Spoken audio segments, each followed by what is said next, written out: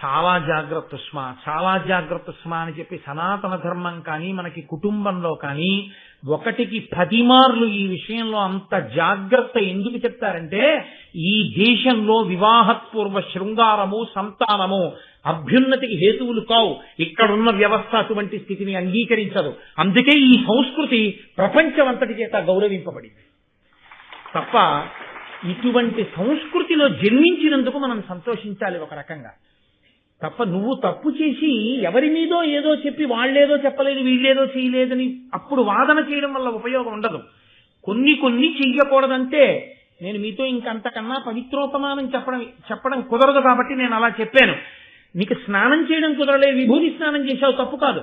నీకు నీ ఇంట అన్నం ఉడకలేదు, ఇంకా పక్కింటికి వెళ్ళి అన్నం తిన్నావు, తప్పు లేదు. అలా అన్నిటికీ అన్వయం చేయడం కుదరదు, అంతే. అది అక్కడ వరకు తప్ప ఒక విషయంలో ప్రత్యేకించి నీ ఇంట తప్ప ఇంకొక ఇంట తప్పు, జీవితాంతం తప్పే. అది సనాతన ధర్మము యొక్క జీవం అక్కడ ఉంది. అంతకన్నా స్పష్టంగా చెప్పలేదు, మీరు పట్టుకోగలరు. ఇవన్నీ చిత్ర విచిత్రంగా కుమారాస్త్ర విద్యా ప్రదర్శనమునందు ప్రకటనమయ్యాయి. లేకపోతే అర్జునుడు కనపడకపోతే కుంతి స్పృహ తప్పడం ఏంటండి? కర్ణుడు కనపడుతున్నాడుగా, తన కొడుకేగా. ఈ కొడుకు చేతిలో కొడుకు ఏమైనా కొడుకు మిగిలాడు అనుకోవచ్చుగా. 5 పాండవులు ఉన్నారుగా. కాదు, అర్జునుడితో కూడిన 5 ఆవిడికి పాండవులు. అందుకే అమ్మా నేను అర్జునుడు అంటే ఆవిడ ఊరుకుంది. కర్ణుడు చచ్చిపోయాడు, ఊరుకుంది. ఒక్క తిలాతర్పణం కూడా లేకపోతే బయటపడి. కాబట్టి ఎంత లోతులను స్పృశిస్తోందో చూడండి భారతం. పైకి ఒకలా ఉంటుంది, లోపల ఎంత ధర్మాన్నో ప్రబోధం చేస్తూ ఉంటుంది.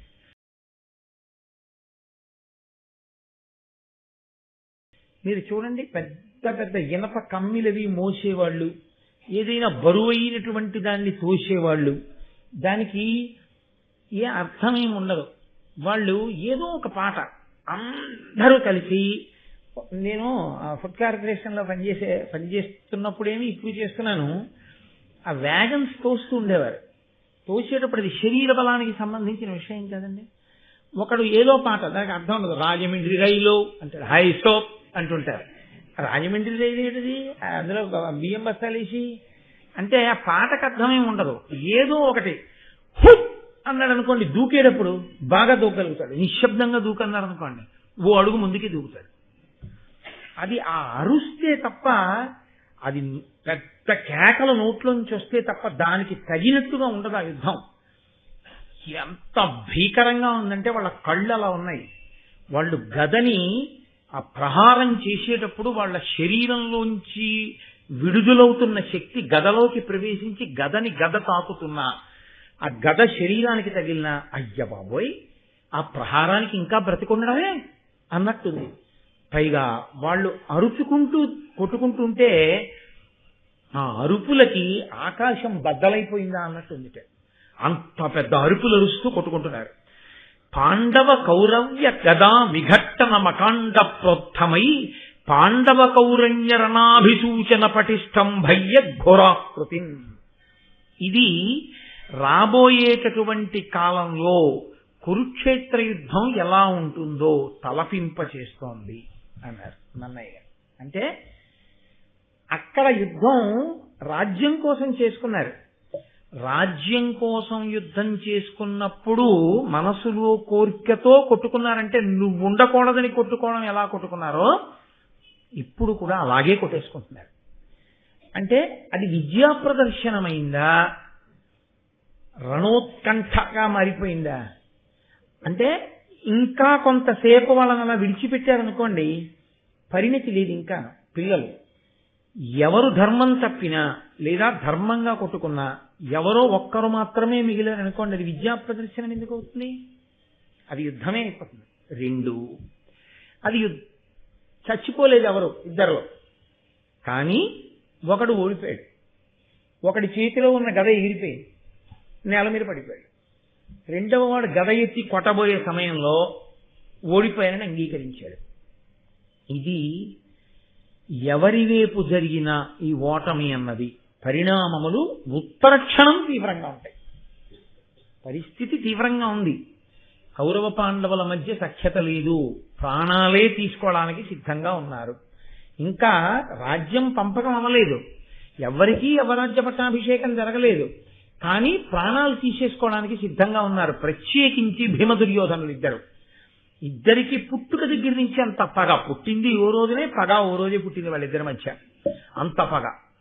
కాబట్టి ఇప్పుడు ద్రోణుడు చాలా దూరాలోచన కలిగినటువంటి వాడు, మహానుభావుడు. వాళ్ళని అలాగే విడిచిపెట్టాడు అనుకోండి, ఇద్దరూ దెబ్బలాడుకుంటారు. ఈ దెబ్బలాడుకోవడంలో గెలుపు ఓటమి అన్న రెండు పదములు లేకుండా ఏ పోరు పూర్తి కాదు. సంధితో పూర్తవ్వాలి, లేకపోతే గెలుపు ఓటమి అన్న మాటలతో పూర్తవ్వాలి. ఇక్కడ పరిస్థితి చూస్తే అది విద్యా ప్రదర్శనంలా లేదు. కాబట్టి గెలుపు ఓటముల వరకు వెళ్ళిపోతుంది. ఇందులో దుర్యోధనుడు ఓడిపోవడమే జరిగిందనుకోండి, ఆయన చాలా కక్ష పట్టే స్వభావం ఉన్నవాడు, మానధరుడు. కాబట్టి ఆ రోజు రాత్రి నుంచే, ఇంకా తర్వాత ఎప్పుడో చేయడం మాట దేవుడు ఎరుగు, ఆ రోజు రాత్రి నుంచే కుటిలాలోచన ప్రారంభిస్తాడు. ఎలాగైనా చంపేయాలి పాండవుల్ని. రంగస్థలంలో జరుగుతున్నటువంటి యుద్ధం అందరికీ తెలుస్తుంది. దుర్యోధనుడు చేసేటటువంటి కుటిల ఆలోచనని కనిపెట్టగలగడం, నివారణ చెప్పడం ఏ విదురుడు లాంటి వాడికి మాత్రమో సాధ్యమవుతుంది.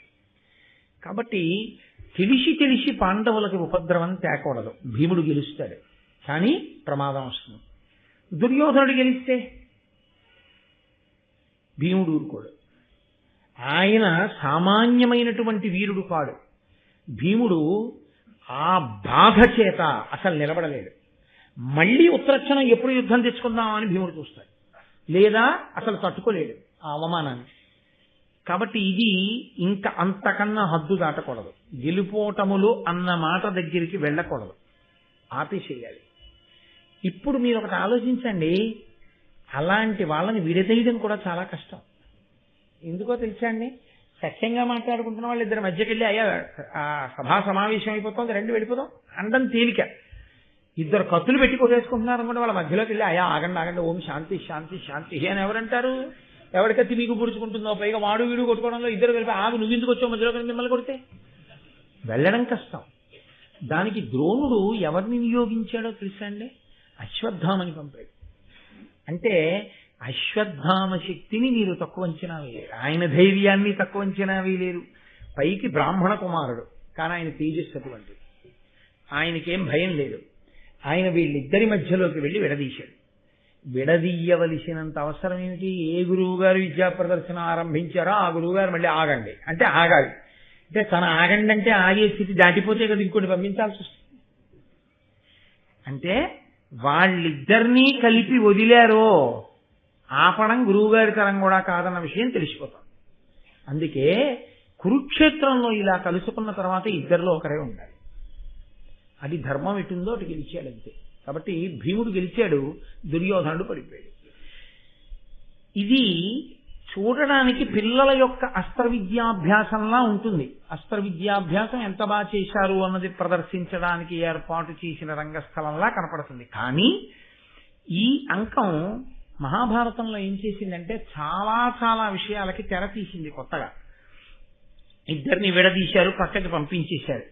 ఇప్పుడు ధృతరాష్ట్రుడు అడిగాడు ఏమైంది అని అడిగాడు. ఆయన కనపడదుగా, కంగు కంగు గదలు పెట్టి కొట్టుకోవడం కనపడుతుంది. ఏ గదని ఏ గద కొట్టిందో అరుపులు కనపడుతూ ఉంటాయి. ఆగిపోయి అరుపులు, ఆగిపోయి చెప్పుళ్ళు. ఎవరెవరినన్నా కొట్టేశారా? ఇద్దరు ఆగిపోయారా? ఆయనకి ఎలా తెలుస్తుంది? వినికిడి శక్తి మీదే ఆధారపడిన వాడికి అడగాలి. వెంటనే ఆయన ఎవరి మీద ఆధారపడతాడంటే పక్కన విదురుణ్ణి కూర్చోబెట్టుకుంటాడు. ధృతరాష్ట్రుడు ఇక్కడ యుద్ధాన్ని విదురుడితో విన్నాడు, ఆ తర్వాత కురుక్షేత్ర యుద్ధాన్ని సంజయుడితో విన్నాడు. ఎప్పుడూ ఒకరి వలన విని తెలుసుకుంటూ ఉండడమే. కానీ ఆయన ఎప్పుడు విని తెలుసుకున్నా తన పిల్లలు వృద్ధిలోకి వచ్చి ప్రవర్తించిన ప్రవర్తన మాత్రం ఆయన వినలేదు. అది ఆయన అదృష్టం. ఆయనకి చేసుకున్న వాడికి చేసుకున్నంత మహదేవ. కాబట్టి ఇప్పుడు విదురుడు చెప్తున్నాడు, ఆ రాజసుతుల విద్యా పారగ పటు చేస్థితముల పరువడి అద్గాంధారీ ధృతరాష్ట్రులకతి ధీరుడు విదురుండు చెప్పి తెలుపుచునుండెన్. ఆ బుద్ధిమంతుడైనటువంటి విదురుడు గాంధారీ ధృతరాష్ట్రుడు. గాంధారికి ఎందుకు కళ్ళున్నాయిగా అంటే భర్తకి కళ్ళు లేవని ఆవిడ కూడా బట్ట అడ్డంగా కట్టేసుకుంటుంది. ఇద్దరికి ఆ పిల్లల యొక్క ఆ యుద్ధ విద్యలో వాళ్ళు పొందినటువంటి విశేషాన్ని వివరణ చేస్తున్నాడు. అయిపోయింది. భీమదుర్యోధనుల్ని పక్కన పెట్టారు, అర్జునుణ్ణి తీసుకొచ్చారు. ద్రోణుడు సగర్వంగా ప్రకటించాడు, నాకత్యంత ప్రియ శిష్యుడు అర్జునుడు ఇప్పుడు తన విద్యని ప్రదర్శిస్తాడన్నాడు. గురువు దాచుకోలేనిది ఏదైనా ఉంటే అదొక్కటే. తన ప్రియ శిష్యుడికి ఆశీర్వచనం చెయ్యకుండా, తన ప్రియ శిష్యుడి యొక్క హితాన్ని కోరకుండా, తన ప్రియ శిష్యుడి గురించి భగవంతుణ్ణి అపేక్షించకుండా, అర్థించకుండా గురువు ఉండలేడు. అందుకని ఆయన సగర్వంగా సంతోషంగా ప్రకటించుకున్నాడు, ఈ అర్జునుడు నా ప్రియ శిష్యుడు. చూడండి ఇప్పుడు ఇతని యొక్క విద్యా ప్రదర్శనం. హారి విచిత్ర హేమ కవచావృతుండు, ఉన్నత చాపచారు దీర్ఘోరుభుజుండు, భాస్వదసితోత్పలవర్ణుడు, సేంద్ర చాప శంపారుచి మేఘమో అనగా, పాండవ మధ్యముడొప్పి బద్ధ తునీరుడు రంగమధ్యమున నిల్చే జనంబులు తన్ను చూడగన్. చిత్ర విచిత్రమైనటువంటి బంగారు కాంతులతో విలసిల్లేటటువంటి ఆ బంగారు కవచాన్ని ఒకదాన్ని తొడుక్కుని, ఎత్తైనటువంటి ధనస్సుని చేత్తో పట్టుకుని, నల్లకలువ ఎంత గొప్ప చక్కటి రంగుతో ప్రకాశిస్తుంటుందో. నల్లకలువ అంటే మీరు కొంచెం జాగ్రత్తగా గమనించవలసి ఉంటుంది. నల్లకలువకున్న గొప్పతనం ఏమిటో తెలుసా అండి? మామూలు నలుపు వంక మీరు ఎక్కువసేపు చూడలేరు. మామూలు నలుపు వైముఖ్యాన్ని కల్పిస్తుంది, చూడడానికి ఏముంది అక్కడ కనిపిస్తుంది. కానీ నల్ల కలువకున్న గొప్పతనం ఏంటంటే కంటికి చల్లగా ఉంటుంది, ఎక్కువసేపు చూడబుద్ధి చేస్తుంది. దాంట్లో కాంతి ఉంటుంది, నల్ల కలువ యందు కాంతి ఉంటుంది. పైగా నల్ల కలువలో చాలా చల్లదనం ఉంటుంది. నల్ల కలువలోకి మీరు ఇలా చూస్తే మీకు కళ్ళకి హాయిగా అనిపిస్తుంది.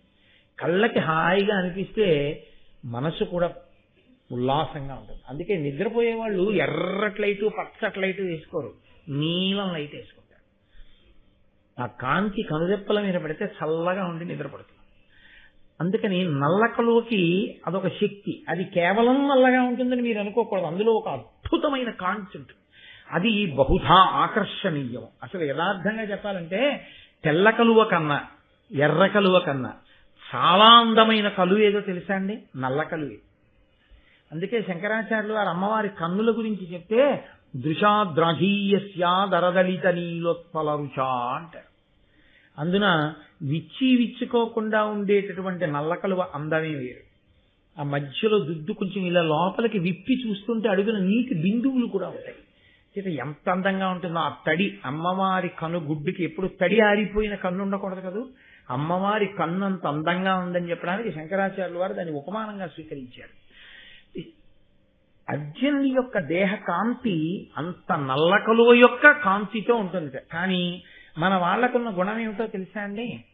దేవతల రంగులు మార్చేయడం అంటే మన వాళ్ళ తర్వాత. అసలు దేవతలు ఏ రంగులో ఉంటారో ఆ రంగు అంటే వాళ్ళు పుట్టుకతో ఏదో వచ్చిన రంగు కాదు, అది వాళ్ళ గుణాన్ని ప్రకటిస్తుంది. ఆ రంగు అసలు మనం వెయ్యం. పరమశివుణ్ణి ఎక్కడ చూడండి నీలంగా ఉంటాడు, అదేం ప్రారంభమో నాకు అర్థం కాదు. ఆయన అసలు నీలంగా ఉండనే ఉండడు. ఆయన స్ఫటికమణి నిభం తెల్లగా ఉంటాడు, నల్లగా ఉంటుంది. మా అమ్మ పార్వతీదేవి అమ్మవారిని ఎర్రగానో తెల్లగానో అమ్మవారిని వేస్తారు, నల్లగా పరమేశ్వరుణ్ణి వేస్తారు, నీలంగా తీసుకెళ్లి హనుమని నిల్చోబెడతారు. ఆయన బంగారుపు ముద్ద ఎలా ఉంటుందో అలా ఉంటారు. ఆయన బంగారు కాంతితో ఉంటాడు. ఆయన అసలు ఆ బంగారు రంగే వీరు హనుమకి. తెల్లగా ఉంటుంది. సరస్వతీదేవి, శంకరుడి చెల్లెలు సరస్వతి, అందుకని వాళ్ళిద్దరూ తెలుపు. విష్ణువు చెల్లెలు పార్వతి, అందుకని వాళ్ళిద్దరూ నలుపు. బ్రహ్మగారి చెల్లెలు లక్ష్మి, అందుకని వాళ్ళిద్దరూ ఎరుపు. ఏ అన్నా చెల్లెలు ఆ రంగులో ఉంటారు.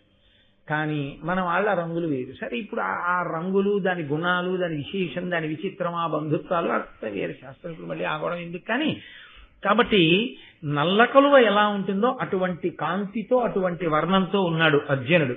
ఆయన ధనస్సు పట్టుకు నిలబడితే ఎలా ఉన్నాడంటేట ఇంద్రధనస్సు విరిచినటువంటి నల్లమబ్బు ఎలా ఉంటుందో అలా ఉన్నట్టు.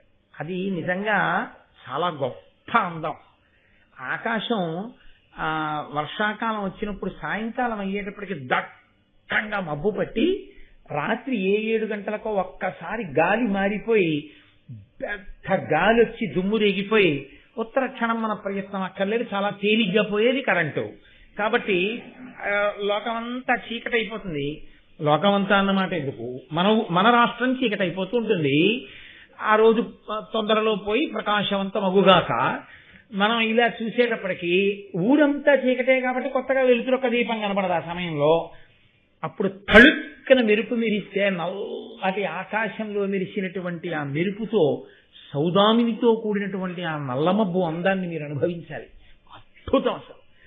ఊరు ఈ చివరి నుంచి ఆ చివరి వరకు ఒక్కసారి ఏదో ఫ్లాష్ వెలుతురు కనపడినట్లుగా కనపడుతుంది. నాకెవరో మొన్న ఒక ఇది పంపించారు, వర్షం వస్తోంది, మెరుపులు మెరుస్తున్నాయి, పిల్లాడు భయపెడతాడని తల్లి గబగబా వెళ్ళి స్కూల్ నుంచి తీసుకొస్తాడు. తీసుకొస్తుంటే మెరుపు మెరిచినప్పుడల్లా పిల్లాడు ఆగిపోయి నవ్వేవాడు. అయితే నువ్వు భయపడతావని నేను వచ్చి నిన్ను స్కూల్ నుంచి తీసుకెళ్తున్నాను, నువ్వు మెరుపు మెరిచినప్పుడల్లా ఆగి నవ్వుతావేంటి అని తల్లి. అంటే ఆయన అన్నాడు, అమ్మ నువ్వే చెప్పావు కదా భగవంతుడికి మనం అంటే చాలా ప్రీతని. పరమేశ్వరుడు స్కూల్కి వచ్చి నువ్వు నన్ను తీసుకెడుతుంటే చిన్నతనంలో నేను స్కూల్ నుంచి ఇంటికి వెళ్ళిపోతున్న ఫోటోలు తీసుకోవాలని ఇవాళ కెమెరా పట్టుకుని వచ్చి ఫోటోలు తీస్తున్నాడు. మరి ఫోటో తీసేటప్పుడు నవ్వుతూ పడద్దు, అందుకని ఆయన కెమెరా తలుపు కనిపించినప్పుడు నవ్వుతూ కనపడ్డానమ్మా అన్నాడు. వీడి గురించి ఆయన భయపడిపోయానని నా తల్లి చల్లబోయింది. తల్లి నేర్పిన భక్తి వాడు ఆకాశంలో మెరుపులో కూడా పరమేశ్వరుడు తల్లి ఫోటో తీసుకుంటున్నాడని నవ్వుతూ నించునేవట్టదండి ఎదురుగా. ఎవరి దృష్టికోణం వాళ్ళది, ఎవరి ఐశ్వర్యం వారిది. కాబట్టి ఆయన ధనస్సు పట్టుకు నిలబడితే నల్లమబ్బు మధ్యలో మెరిచినటువంటి మెరుపుతీగ ఎలా ఉంటుందో, మెరుపుతీగతో కూడిన మబ్బు ఎలా ఉంటుందో అలా ఉన్నాడు. అటువంటి వాడు అక్కడ ఉన్నటువంటి వాళ్ళందరూ తెల్లబోయి అబ్బా ఏమి అర్జునుడు అని చూస్తుంటే అందులో ఆ చేతులు అటువంటి చేతులు. ఆయన యొక్క ఆహార్యమునందు ఆయన ఆ సాముద్రికంలో ఆయనకి రామచంద్రమూర్తికి అర్జునుడికి వీళ్ళిద్దరికీ ఉన్న గొప్ప విశేషం, ఆ ధనస్సుని ఇలా పట్టుకుంటే అంత పొడుగు చేతులు, ఆ బాణాన్ని తీసి సంధించి ఆకర్ణాంతము లాగుతుంటే అంతంత పొడుగు చేతులతో ధనస్సు పట్టుకుంటే అదొక గొప్ప అందం. కాబట్టి ఆ అర్జునుడు వచ్చి నిలబడ్డాడు. ప్రజలందరూ కూడా ఆ అర్జునుణ్ణి చూసి అనుకుంటున్నారు, వీడే కృతహస్తుడు, అఖిలాస్త్ర విద్యలందు వీడే అగ్రగణ్యుడు, ధర్మ విధులలోన వీడే భరతవంశం వెల్ల వెలుగు కుంతి కడుపు అవు చల్లగా పుట్టిన ఘనభుజుండు. చూశారా, వీడు చేతులున్నందుకు ధన్యుడు, మనందరినీ రక్షించగలడు. వీడు ఆ చేతులతో బాణాలేసి ధర్మ విరుద్ధమైన వారిని శిక్షించి నిగ్రహించి ధార్మికమైన వాళ్ళని రక్ష చేస్తాడు.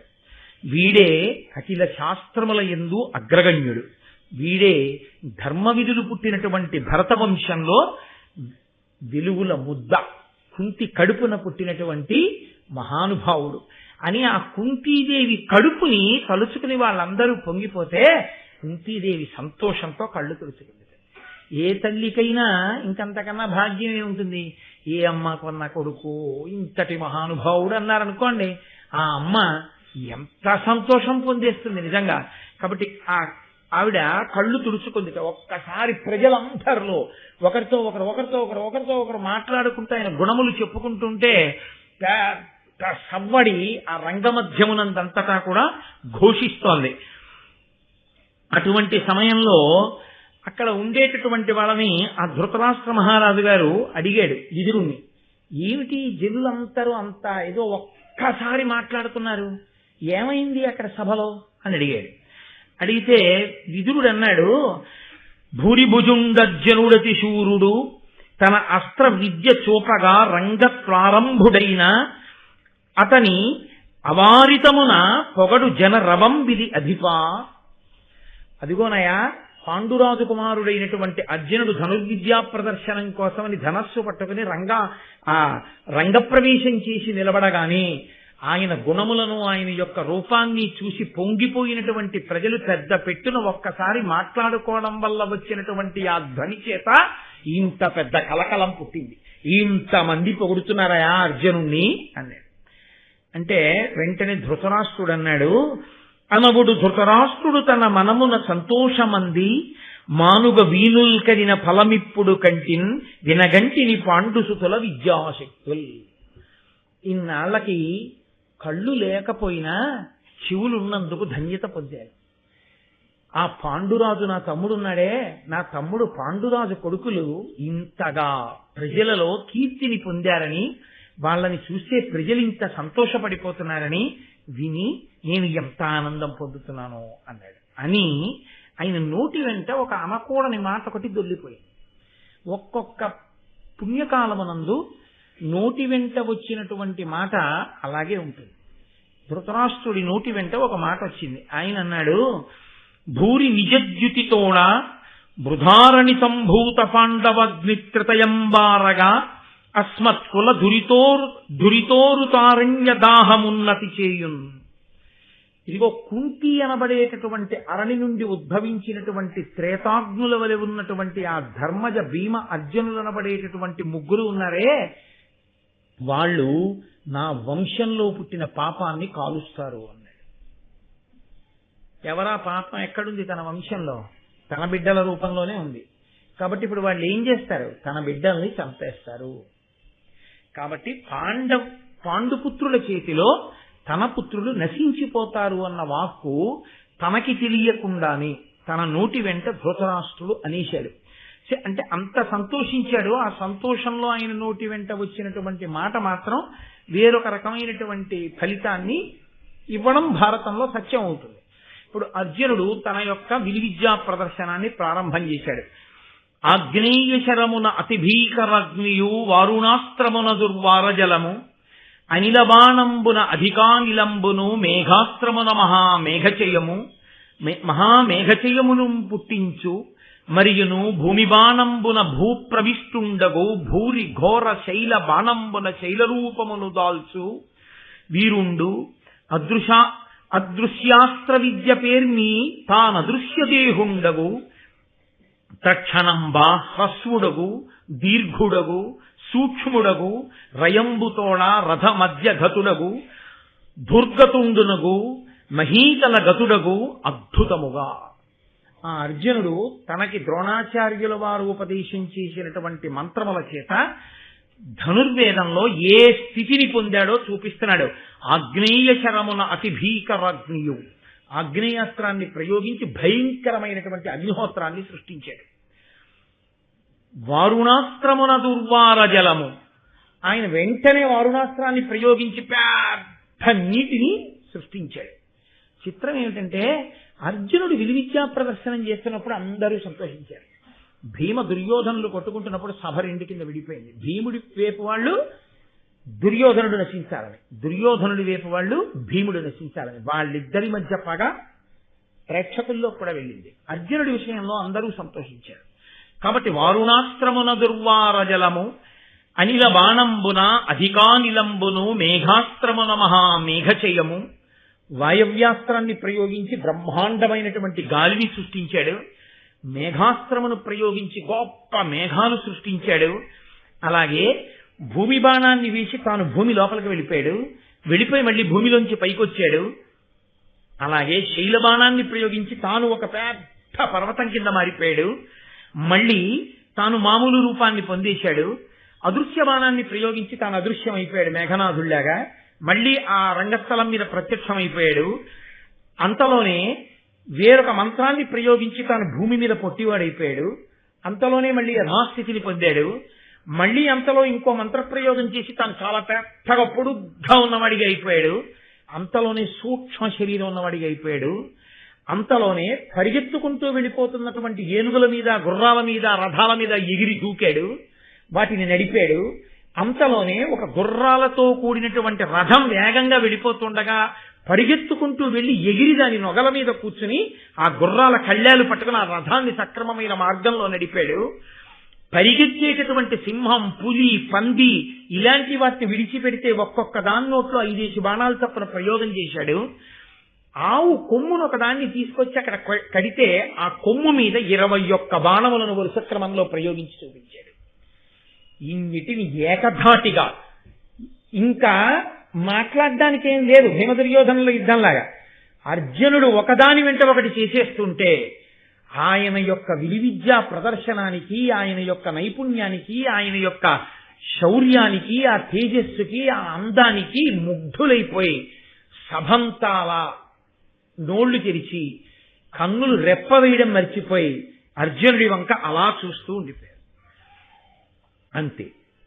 అకస్మాత్తుగా అర్జునుడు ఆ రంగమధ్యంలో ఇంత గొప్పగా ప్రదర్శనం చేస్తున్నాడు. అందరూ చూస్తున్నారు. ఎవ్వరూ ఊహించలేదు. గబగబా పరిగెత్తుకుంటూ మధ్యలో ఒక వ్యక్తి వచ్చాడు. చూడండి, ఏదో మంచి ఆట రసకందాయంగా జరుగుతుంటే ఎవరో గబగబా ఆ క్రీడా మైదానంలో ఒక పరిగెత్తుకొస్తే అందరి దృష్టి ఎలా మరడిపోతుందో అలా ఒక ఆయన గబగబా వచ్చాడు. సాలప్రాంశు నిజోజ్వల కవచు శశ్వత్కుండలోద్భాసితున్ బాలార్క ప్రతిమున్ శరాసనధరున్ బద్ధోగ్రస్త్రింశి శౌర్యాలంకారు సువర్ణవర్ణు ఘను కర్ణాఖ్యున్ జగత్కర్ణ పూర్ణాలోలగ్గును చూచి చూపరు ప్రభూతాశ్చర్యులై రచ్చటన్. ఆ వచ్చినటువంటి వాడు మెరిసిపోతున్నటువంటి సహజమైన కుండలాలు. అవి తెచ్చిపెట్టుకున్నవి కావు. ఆ చెవులకి సహజమైనటువంటి కుండలాలతో, సహజమైనటువంటి కవచంతో, బ్రహ్మాండమైనటువంటి చేతిలో పట్టుకున్నటువంటి ధనస్సుతో, సూర్యుడు బాలసూర్యుడై భూమి మీద నడుస్తున్నాడా అన్నట్టుగా బాలసూర్యుని యొక్క తేజస్సుతో, బంగారు రంగు కాంతితో మెరిసిపోతున్నటువంటి కర్ణుడు ఆ రంగంలోకి ప్రవేశించి ద్రోణాచార్యుల వారికి ఒక నమస్కారం చేసి అర్జునుడి వంక చూసి వెంటనే అన్నాడు, నీవా కడు నేర్పు కాడవు కావలవదు వీని గొన్ని గరచిత మేమున్ నీ విద్యలెల్ల చూపుదు మే వీరుల సూచి మేలు మేలని పొగడం. ఏవి నువ్వే పెద్ద వీరుణ్ణి అనుకుంటున్నావా? నీకే విద్యలొచ్చు అనుకుంటున్నావా? నీకేవచ్చో మాకు వచ్చు, మేము చూపిస్తాం ఆ విద్యలని అన్నాడు. ఇందులో ఒక చిత్రం ఒకటి ఉంది. అర్జునుడు కూడా ఇలా రావచ్చు, అలా రాలేదు. గురువుగారు వెళ్ళమన్నప్పుడు వెళ్ళాడు. గురువుగారు ఆ విద్యా ప్రదర్శనం చెయ్యమన్నప్పుడు చేశాడు. కర్ణుడు కూడా రావచ్చు, తప్పేం లేదు. కానీ కర్ణుడు వచ్చేటప్పుడు గురువుగారి అనుమతి వేడి గురువుగారు ఎలా విద్యా ప్రదర్శనం చెయ్యమంటే అలా చెయ్యాలి. అంతేకాని అంతమంది పెద్దలు కూర్చునుండగా అంతకుముందు విద్యా ప్రదర్శనం చేశాడు ఒక వ్యక్తి, నువ్వు చెయ్యగలవు, అర్జునుడితో ఎందుకు? ఆయన ఏమైనా నేనే చేయగలిగిన వాడిని కానీ ఒక్క మాట అర్జునుడు ఇప్పటి వరకు మాట్లాడినట్టు భారతంలో ఏమైనా ఉందా? ఏమీ లేదు. గురువుగారు చేయమన్నారు, ఆయన చేశారు. అర్జునుడిని ఎందుకు తెప్పిపడవడం? అంటే భీముడి మీద దుర్యోధనుడికి ఎంత కక్షో అర్జునుడి మీద అంత కక్ష ఉన్నవాడు ఒకడు ఉన్నాడని భారతంలో ఇప్పటి వరకు మనకు తెలియదు. అంటే ఇదే మొదటిసారి భారతం వింటుంటే. అర్జునుడి మీద అంత కక్ష పెట్టుకుని భీముడితో సమానంగా కదా యుద్ధం చేసే దుర్యోధనుడు ఉన్నట్టు అర్జునుడిని దృష్టిలో పెట్టుకుని విలువిద్య నేర్చుకుని అర్జునుడిని ఓడించాలన్న కుతూహలం ఉన్నవాడొకడు కూడా ఉన్నాడు అన్నది బయటకు వచ్చింది. ఇది కుమారాస్త్ర విద్యా ప్రదర్శనంలో జరిగిన గమ్మత్తు ఏమిటంటే అర్జునుడి మీద కక్ష ఉన్నవాడెవరు ఇప్పుడు బయటపడ్డాడు. బయటపడి అర్జునుడిని అధిక్షేపించాడు. అధిక్షేపిస్తే ఆయన మాట్లాడగానే నన్నయ్య గారు ఎంత అందంగా మాట్లాడతారండి అనినా ఇనతనయు పలుకులు జనులకు విస్మయము సవ్యసాచికి కోపంబును సిగ్గును మరి దుర్యోధనునకు ప్రీతియును చేసే తక్షణ మాత్రం. ఆ సమయంలోనే ఆయన అనిన ఇనతనయు పలుకులు ఆ సూర్యుని యొక్క కుమారుడైనటువంటి కర్ణుడు పలికినటువంటి పలుకులు ఏవైతే ఉన్నాయో అవి 3 రకాలుగా ప్రకాశించాయి, 3 ఫలితాలు తీసుకొచ్చాయి. జనులకు విస్మయము, ఎవర్రా ఇతను మనం ఎప్పుడు చూడలేదు, అయ్య బాబాయ్ అతనే అంత బాగా చేస్తున్నాడంటే నీకే వచ్చా నాకు వచ్చు అంటున్నాడు. కాబట్టి జనులకు ఆశ్చర్యం కలిగింది. 2 సవ్యసాచికి కోపంబును సిగ్గును. సవ్యసాచి అంటే 2 చేతులతో బాణం వేయగలిగిన వాడు. కాబట్టి ఇప్పుడు ఆయనకి నన్నయ్య గారు ఒక విశేషణాన్ని వేశారు, చీల్చేయగలడు, 2 చేతులతో బాణాలు వేయగలడు. వెయ్యగలిగిన వాడికి కోపం వచ్చింది, సిగ్గు వేసింది, ఎందుకో మీకు తర్వాత తెలుస్తుంది. కాబట్టి సవ్యసాచికి కోపంబును సిగ్గును మరి దుర్యోధనునకు ప్రీతియును చేసే తక్షణ మాత్రమును. దుర్యోధనుడికి చాలా ప్రీతి పొంగింది కర్ణుడి మీద. ఎందుకు? భీముడి మీద యుద్ధానికి తాను తయారవుతున్నాడు. అర్జునుడి మీద యుద్ధానికి తన వైపు అలాంటి వాడు ఉన్నాడన్న ధైర్యం లేదు ఇన్నాళ్ళు. అన్న ఒకడు దొరికాడు. వాడు అర్జునుడికి స్నేహితుడు కాడు. స్నేహితుడైతే ఇలా మాట్లాడు. అర్జునుని యందు ఎక్కడో తెలియకుండానే కడుపులో కక్ష పెంచుకున్నవాడు కాకపోతే అలా మాట్లాడక్కర్లేదు. ద్రోణాచార్యుల వారిని అడగాలి, పెద్దవాడు భీష్ముడిని అడగాలి, లేకపోతే కృపాచార్యుల వారిని అడగాలి. అయ్యా నేను కూడా విలువిద్య నేర్చుకున్నాను, నాకు ఒక అవకాశం ఇవ్వండి.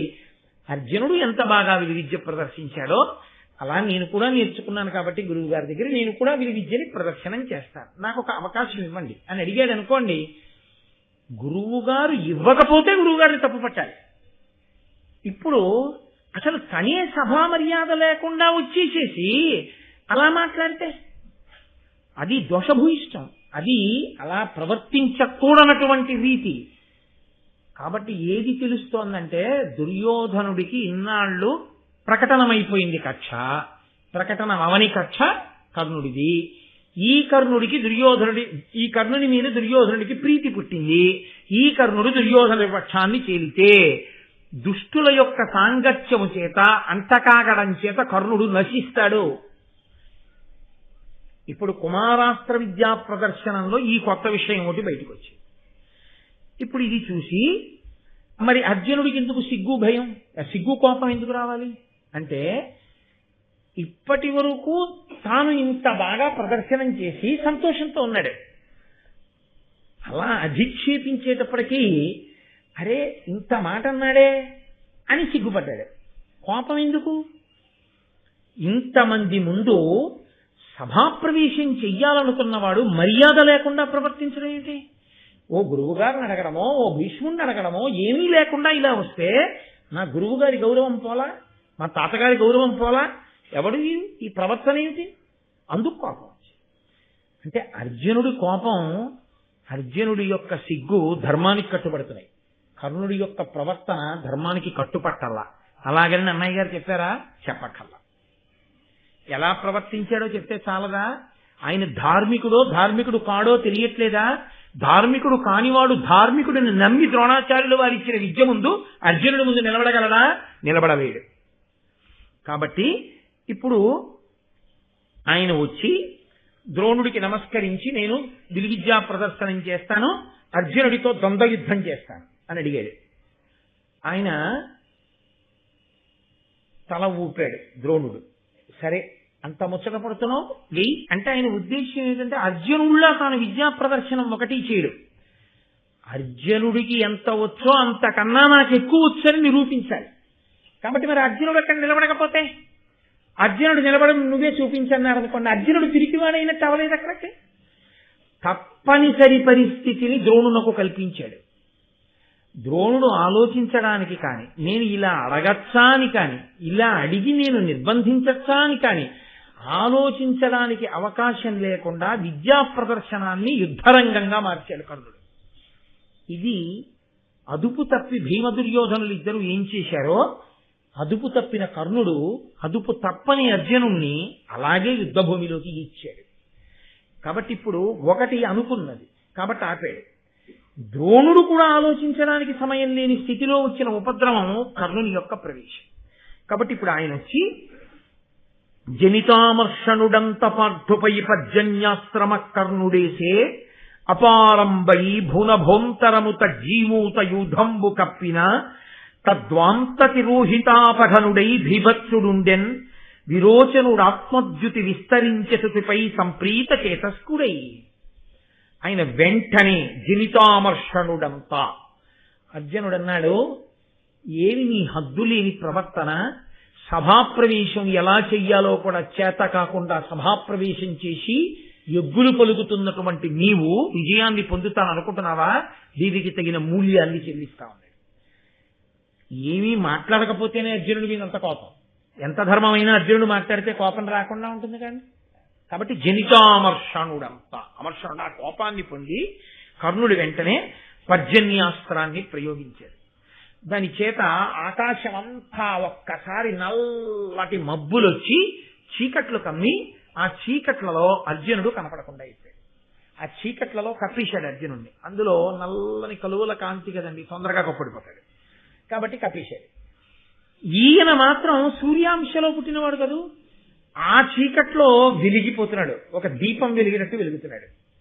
కర్ణుడు అనుకున్నట్ట చూసి, ఓహోహో నా కొడుకు ఇన్నాళ్ళకి రంగప్రవేశం చేశాడు, మొట్టమొదటిసారి అరంగేట్రం, అది పద్ధతి కాదో పక్కన పెట్టు, ఇన్నాళ్ళకు వచ్చి ధనస్సు పట్టుకున్నాడు కాబట్టి నా కొడుకుని బాగా ప్రకాశింపజేస్తానని ఆ మబ్బుల మధ్యలోంచి ఒక్క సూర్యుడి మీదకి కర్ణుడి మీద కిరణాలు పడేటట్టుగా చేసి వెలుతురులో కర్ణుడు బాగా కనపడేటట్టు చేశాడు.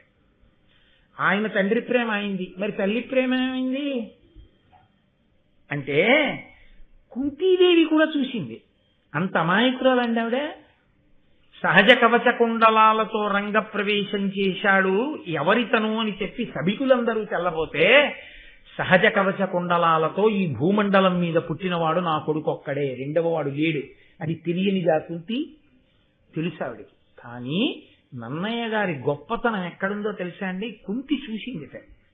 ఆవిడ ధృతి తరిగి మోహమూర్ఛాన్వితయైనను సంభ్రమించి విదురుడు ప్రత్యాగత జీవ చేసి అప్పుడు అతిశీతల చందనోద కాపేకమునన్. కుంతి, అర్జునుడు నా కొడుకు బాబోయ్, ఈ కర్ణుడు వేసినటువంటి అస్త్రప్రయోగం వలన చీకట్లో ఎక్కడో కనపడకుండా అయిపోయాడని, పిల్లాడు కనపడకపోతే తల్లి మనసు ఎలా ఉంటుందండి? అమ్మో కొడుకు కొడుకు కొడుకు అని ఎంత బెంగటిల్లిపోయి ఎంత అరిచేస్తుంది. అలా బెంగటిల్లిపోయి మూర్ఛపోయి ఆ కూర్చున్నటువంటి ఆసనం నుంచి కింద పడిపోగానే విదురుడు చందనం కలిపినటువంటి జలాలు పట్టుకొచ్చి ఆ చల్లటి జలాలు కుంతీదేవి యొక్క ముఖం మీద చిలకరించాడు. ఆవిడ మళ్ళీ తెప్పరింగింది. ఇందులో చెప్పకుండా చెప్తున్న విషయం ఒకటి ఉంది, మీరు గమనించండి. ఆమె కర్ణుణ్ణి చూసింది, ఆమె అర్జునుణ్ణి చూసింది.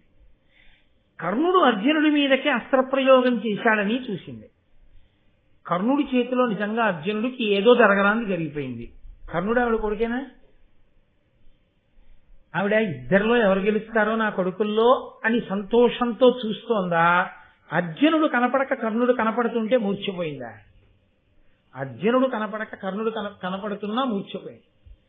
అంటే తల్లితనం ఇద్దరి పట్ల సమానమైన కన్యాగర్భమునందు జన్మించినటువంటి పిల్లవాని మీద వివాహానంతర సంతానమునకు మీద ఉన్నటువంటి ప్రేమ, ధార్మికమైన ప్రేమ, ప్రకటించగలిగిన ప్రేమ తల్లికి ఉండదు.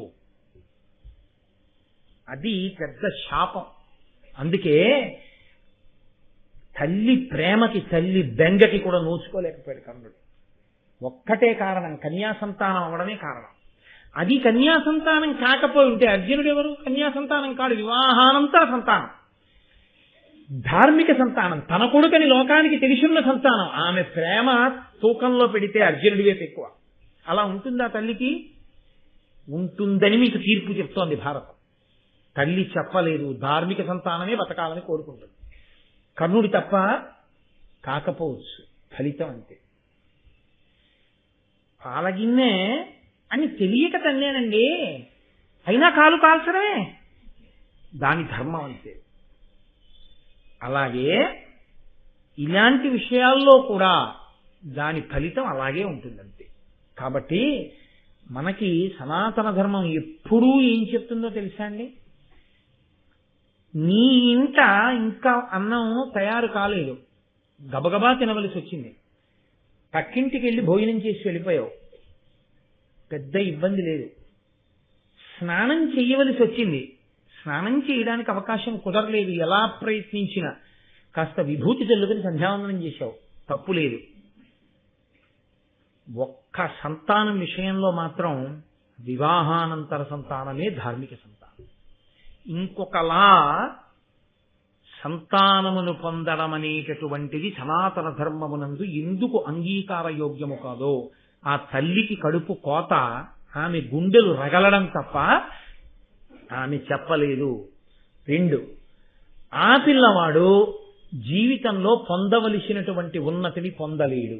యథార్థంగా మీరు ఆలోచించండి, సుక్షత్రియుడు కర్ణుడు. ఎవరున్నారు చెప్పడానికి? ఈ మాట చెప్తుందా కుంతి వచ్చి సభలో? చెప్పదు. ఈ మాట చెప్తాడా సూర్యనారాయణమూర్తి వచ్చి సభలో? చెప్పడు. మరి కుంతి గురించే మాట్లాడతారేమండి మీరు, కర్ణుడి గురించి ఎందుకు మాట్లాడరు అని మీరు నన్ను అడగచ్చు. దేవతా స్వరూపంగా ఆయన పాత్ర అక్కడ వరకు అంతే. ఆ మంత్రం జపించింది, ఆ వరం ఇచ్చాడు తప్ప అష్టమానం సాక్ష్యాలు చెప్పడానికి ఆయన వస్తానని ఆ మంత్రానికి ఫలితంగా లేదు. కాబట్టి ఆయన రాడు. అది మంత్ర ప్రభావంగా అక్కడ ఉండొచ్చు. నిజ జీవితంలో వర్తమానంలో కూడా ఇంతకన్నా ఇంకోలా ఉంటుందని మీరు అనుకోవడానికి వీలు.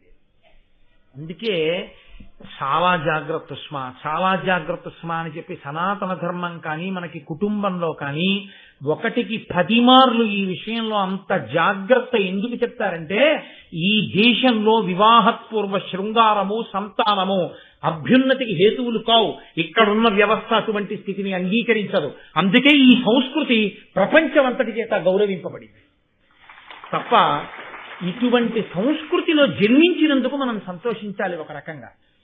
తప్ప నువ్వు తప్పు చేసి ఎవరి మీదో ఏదో చెప్పి వాళ్ళేదో చెప్పలేదు వీళ్ళేదో చేయలేదని అప్పుడు వాదన చేయడం వల్ల ఉపయోగం ఉండదు.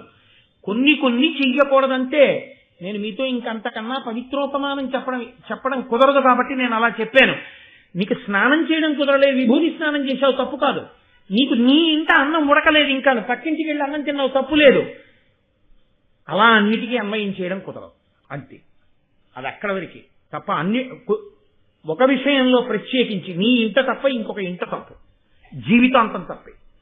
అది సనాతన ధర్మం యొక్క జీవం అక్కడ ఉంది. అంతకన్నా నీ స్పష్టంగా చెప్పలేదు, మీరు పట్టుకోగలరు. ఇవన్నీ చిత్ర విచిత్రంగా కుమారాస్త్ర విద్యా ప్రదర్శనమునందు ప్రకటనమయ్యాయి. లేకపోతే అర్జునుడు కనపడకపోతే కుంతి ఈ స్పృహ తప్పడం ఏంటండి? కర్ణుడు కనపడుతున్నాడుగా, తన కొడుకేగా. ఈ కొడుకు చేతిలో కొడుకు ఏమైనా కొడుకు మిగిలాడు అనుకోవచ్చుగా. 5 పాండవులు ఉన్నారుగా. కాదు, అర్జునుడితో కూడిన 5 ఆవిడికి పాండవులు. అందుకే అమ్మా నేను అర్జునుడు అంటే ఆవిడ ఊరుకుంది. కర్ణుడు చచ్చిపోయాడు, ఊరుకుంది. ఒక్క తిలాతర్పణం కూడా లేకపోతే బయటపడి. కాబట్టి ఎంత లోతులను స్పృశిస్తోందో చూడండి భారతం. పైకి ఒకలా ఉంటుంది, లోపల ఎంత ధర్మాన్నో ప్రబోధం చేస్తూ ఉంటుంది. ఇప్పుడు అర్జునుడు ఆ చీకట్లో కమ్మిన తర్వాత పర్జన్యాస్త్రం వలన అతను వాయవ్యాస్త్రాన్ని ప్రయోగించాడు. ఆ వచ్చినటువంటి ప్రభంజనం లాంటి వాయువు ఈ మేఘములన్నింటినీ చెదరగొట్టేసి మళ్ళీ కాంతి వచ్చేసింది. ఆ కాంతిలో మళ్ళీ అర్జునుడు కనబడ్డాడు. కనబడగానే ఆవిడెంతో సంతోషించింది. కుంతీదేవి స్పృహ తప్పిపోయింది. కర్ణుడు ఉద్ధతితో ప్రవర్తిస్తున్నాడు. కర్ణుని విద్యా ప్రదర్శనము కేవలము విద్యా ప్రదర్శనం కాదు, అర్జునుడి మీద విద్యా ప్రదర్శనం. దీని పరిణామములు ఎలా ఉంటాయో తెలియదు. ఒకవేళ అర్జునుడు ఓడిపోతాడనో అర్జునుడు చనిపోతాడనో కాదు, గురువుగారి కాపాటి తెలుసు. కానీ తెలిసి ఒప్పుకుని కర్ణుడు చచ్చిపోయి అక్కడ పడిపోయాడు అనుకోండి, అప్పుడు కూడా విద్యా ప్రదర్శనం అన్నది విద్యా ప్రదర్శనానికి కట్టుబడకుండా అలా ఎలా అనుమతించారు ద్వంద్వ యుద్ధాన్ని అని అంటారని ద్రోణాచార్యుల వారు అంగీకరించి ఇది బాణం వెయ్యడానికి తప్పనిసరి పరిస్థితుల్లో ఆయన ఒప్పుకుని ఈ పర్జన్యాస్త్రాన్ని వేయడాన్ని అంగీకరించిన కృపాచార్యుల వారు గబగబా పరిగెత్తుకొచ్చాడు. ఆయన గురుస్థానంలోనే ఉన్నాడు. మరి ఆ మాటకొస్తే ద్రోణుడి కన్నా ముందు కృపాచార్యుల వారే గురువుగా ఉన్నాడు. పరిగెత్తుకొచ్చి కర్ణార్జునుల్ని విడదీసి ఆయన అన్నాడు, కురుకులజుండు పాండునకు కుంతికి పుత్రుడు రాజధర్మ బంధుర చరితుండు నీ వితనితోడ రణంబొనరించదేని విస్తరముగ నీదు వంశమును తల్లిని తండ్రిని చెప్పినం దొరయగుదేని నీకెదిరి దుర్బల శక్తి ఇతనిందు చూపెడన్. నువ్వు అర్జునుడిలా విద్యా ప్రదర్శనం చేస్తానంట లేదు, అర్జునుడి మీద నీ విద్యా ప్రదర్శనం చేస్తానంటావు. ఇప్పుడు ఈ ద్వంద్వ యుద్ధాన్ని మేము అంగీకరించాలంటే ఇది ఎంత తీవ్ర స్థాయికి వెడుతున్నా నేను చూస్తూ ఊరుకోవాలి అంటే అసలు నువ్వెవరో తెలియాలి. ఇతను పాండురాజు గారి యొక్క ధార్మికమైన కుమారుడు. ఇతను కుంతీదేవికి పాండురాజుకి జన్మించినవాడు. అర్జునుడు ఇంద్రాంశలో వచ్చినటువంటి వాడు. నువ్వెవరు? నువ్వు ఏ తల్లిదండ్రులకు జన్మించిన వాడివి? ఏది ఒకసారి చెప్పు నీ గురించి అని అడిగాడు. ఇంత కర్ణుడు బీలాపడి సిగ్గుపడిపోయి ఆయన తప్పు కాదు కానీ ఆయనకి ప్రతిబంధకం అయింది. నేను ఇంతకన్నా అనకూడదు కానండి, చిన్నతనంలో ఆదర్శాలు చెప్పడం బాగుంటుంది. తమ పిల్లల దాకా వచ్చేటప్పటికి ఎన్ని ఇబ్బందులు వస్తాయో తర్వాత ఆలోచించకపోతే, నీ ఆదర్శాలకి నీ పిల్లలు కాదు పాడవలసిన వాళ్ళు. వాళ్ళు సిగ్గుపడి, నాన్న నువ్వు చేసినటువంటి ధూర్తతనానికి, నీ ఇద్దరి ధూర్తతనానికి శిక్ష నేను అనుభవిస్తున్నాను సమాజంలో అని అన్ననాడు అప్పటికి నీకున్నటువంటి ఉద్రేకం చల్లారిపోతుంది. అప్పుడు నువ్వు సిగ్గుతో నీ బిడ్డల ముందు తలంచుకుని, నా బిడ్డలకి మార్గం చూపించలేకపోయిన, అభ్యున్నతిని ఇవ్వలేకపోయాను అని నువ్వు బాధపడినా, నువ్వు నీ బిడ్డలకు చేసిన అన్యాయాన్ని నువ్వు ఇక దిద్దలేవు. Marry in haste and repent at leisure. తొందరపడి పెళ్లి చేసుకుని జీవితాంతం విచారించవద్దు. శాస్త్రం మనకి తీర్పు చెప్తోంది. ఇప్పుడు ఆ కర్ణుడు చెప్పలేకపోయాడు ఎవరి తల్లిదండ్రులు. తెలియదా కర్ణుడికి? ఆ పాట అమాయకుడా? ఆయన గ్రహించగలడు. ఆయనకి కుంతి సభలో ఉన్నది అని చూడడం కుదరదు. ఎందుకంటే అంతఃపుర స్త్రీగా గదిలో ఉంది, అందరి ఎదుట ఉన్నాడు తండ్రి. ఆయన వచ్చి నా కొడుకు అని చెప్పచ్చు, చెప్పడని తెలుసు. ఇది ఆనాడు కాదు, ఈనాడు కాదు, ఏనాటికి అంతే. నేను మన్నింపబడదను కాక, నేను వాస్తవం మాట్లాడుతున్నాను. వాస్తవాన్ని విడిచి మాట్లాడి లోకాన్ని పాడు చేయడం అయితే పిచ్చి పిచ్చి మాటలు మాట్లాడడానికి ఇంత పవిత్రమైన వేదిక మీద నేను కూర్చోక్కర్లేదు. ఆయన ఊరుకున్నాడంతే. ఎప్పటికీ అంతేరా సమాజంలో, తస్మాత్ జాగ్రత్త జాగ్రత్త. ఇప్పుడు ఆయన ఎవరిని అడుగుతాడు? మౌనంగా ఊరుకున్నాడు. మౌనంగా ఊరుకుంటే మాట్లాడేవాడు లేచాడు. వాడెంత చిత్రమైన వాడో తెలుసా అండి. వాడి స్వార్థ ప్రయోజనానికి వాడు ఏదైనా మాట్లాడతాడు. ఉండరని మీరు అనుకుంటున్నారా? ఎప్పుడూ ఉంటారు. దీర్ఘదృష్టితో మాట్లాడేవారు కొందరుంటారు. దీర్ఘదృష్టితో మాట్లాడకుండా ఉండి మేము చాలా బాగా మాట్లాడేస్తున్నాం అనుకుని వాళ్ళ జీవితాల యొక్క వాస్తవికతని పక్కన పెట్టి మాట్లాడేటటువంటి ధూర్తులు కొంతమంది ఉంటారు. వాళ్ళకేం కావాలి? నీ జీవితంలో వచ్చే సమస్యల గురించి వాళ్ళకి అక్కర్లేదు. వాడు అప్పటికి ఆ మాట చెప్తాడంతే, ఆ తర్వాత నేనేం చేస్తానాయా అంటాడంతే, ఒక్క మాటతో పోతుంది. కాబట్టి ఇప్పుడు ఆ దుర్యోధనుడు లేచాడు. ఆయనకేం కావాలి? అర్జునుడితో యుద్ధం చేసేవాడు దొరికాడు. ఆయనకు ఆపదొచ్చింది, తాను ఆదుకోవాలి. ఆదుకుని తాను పెద్ద స్నేహితుడిలా ప్రవర్తించాలి.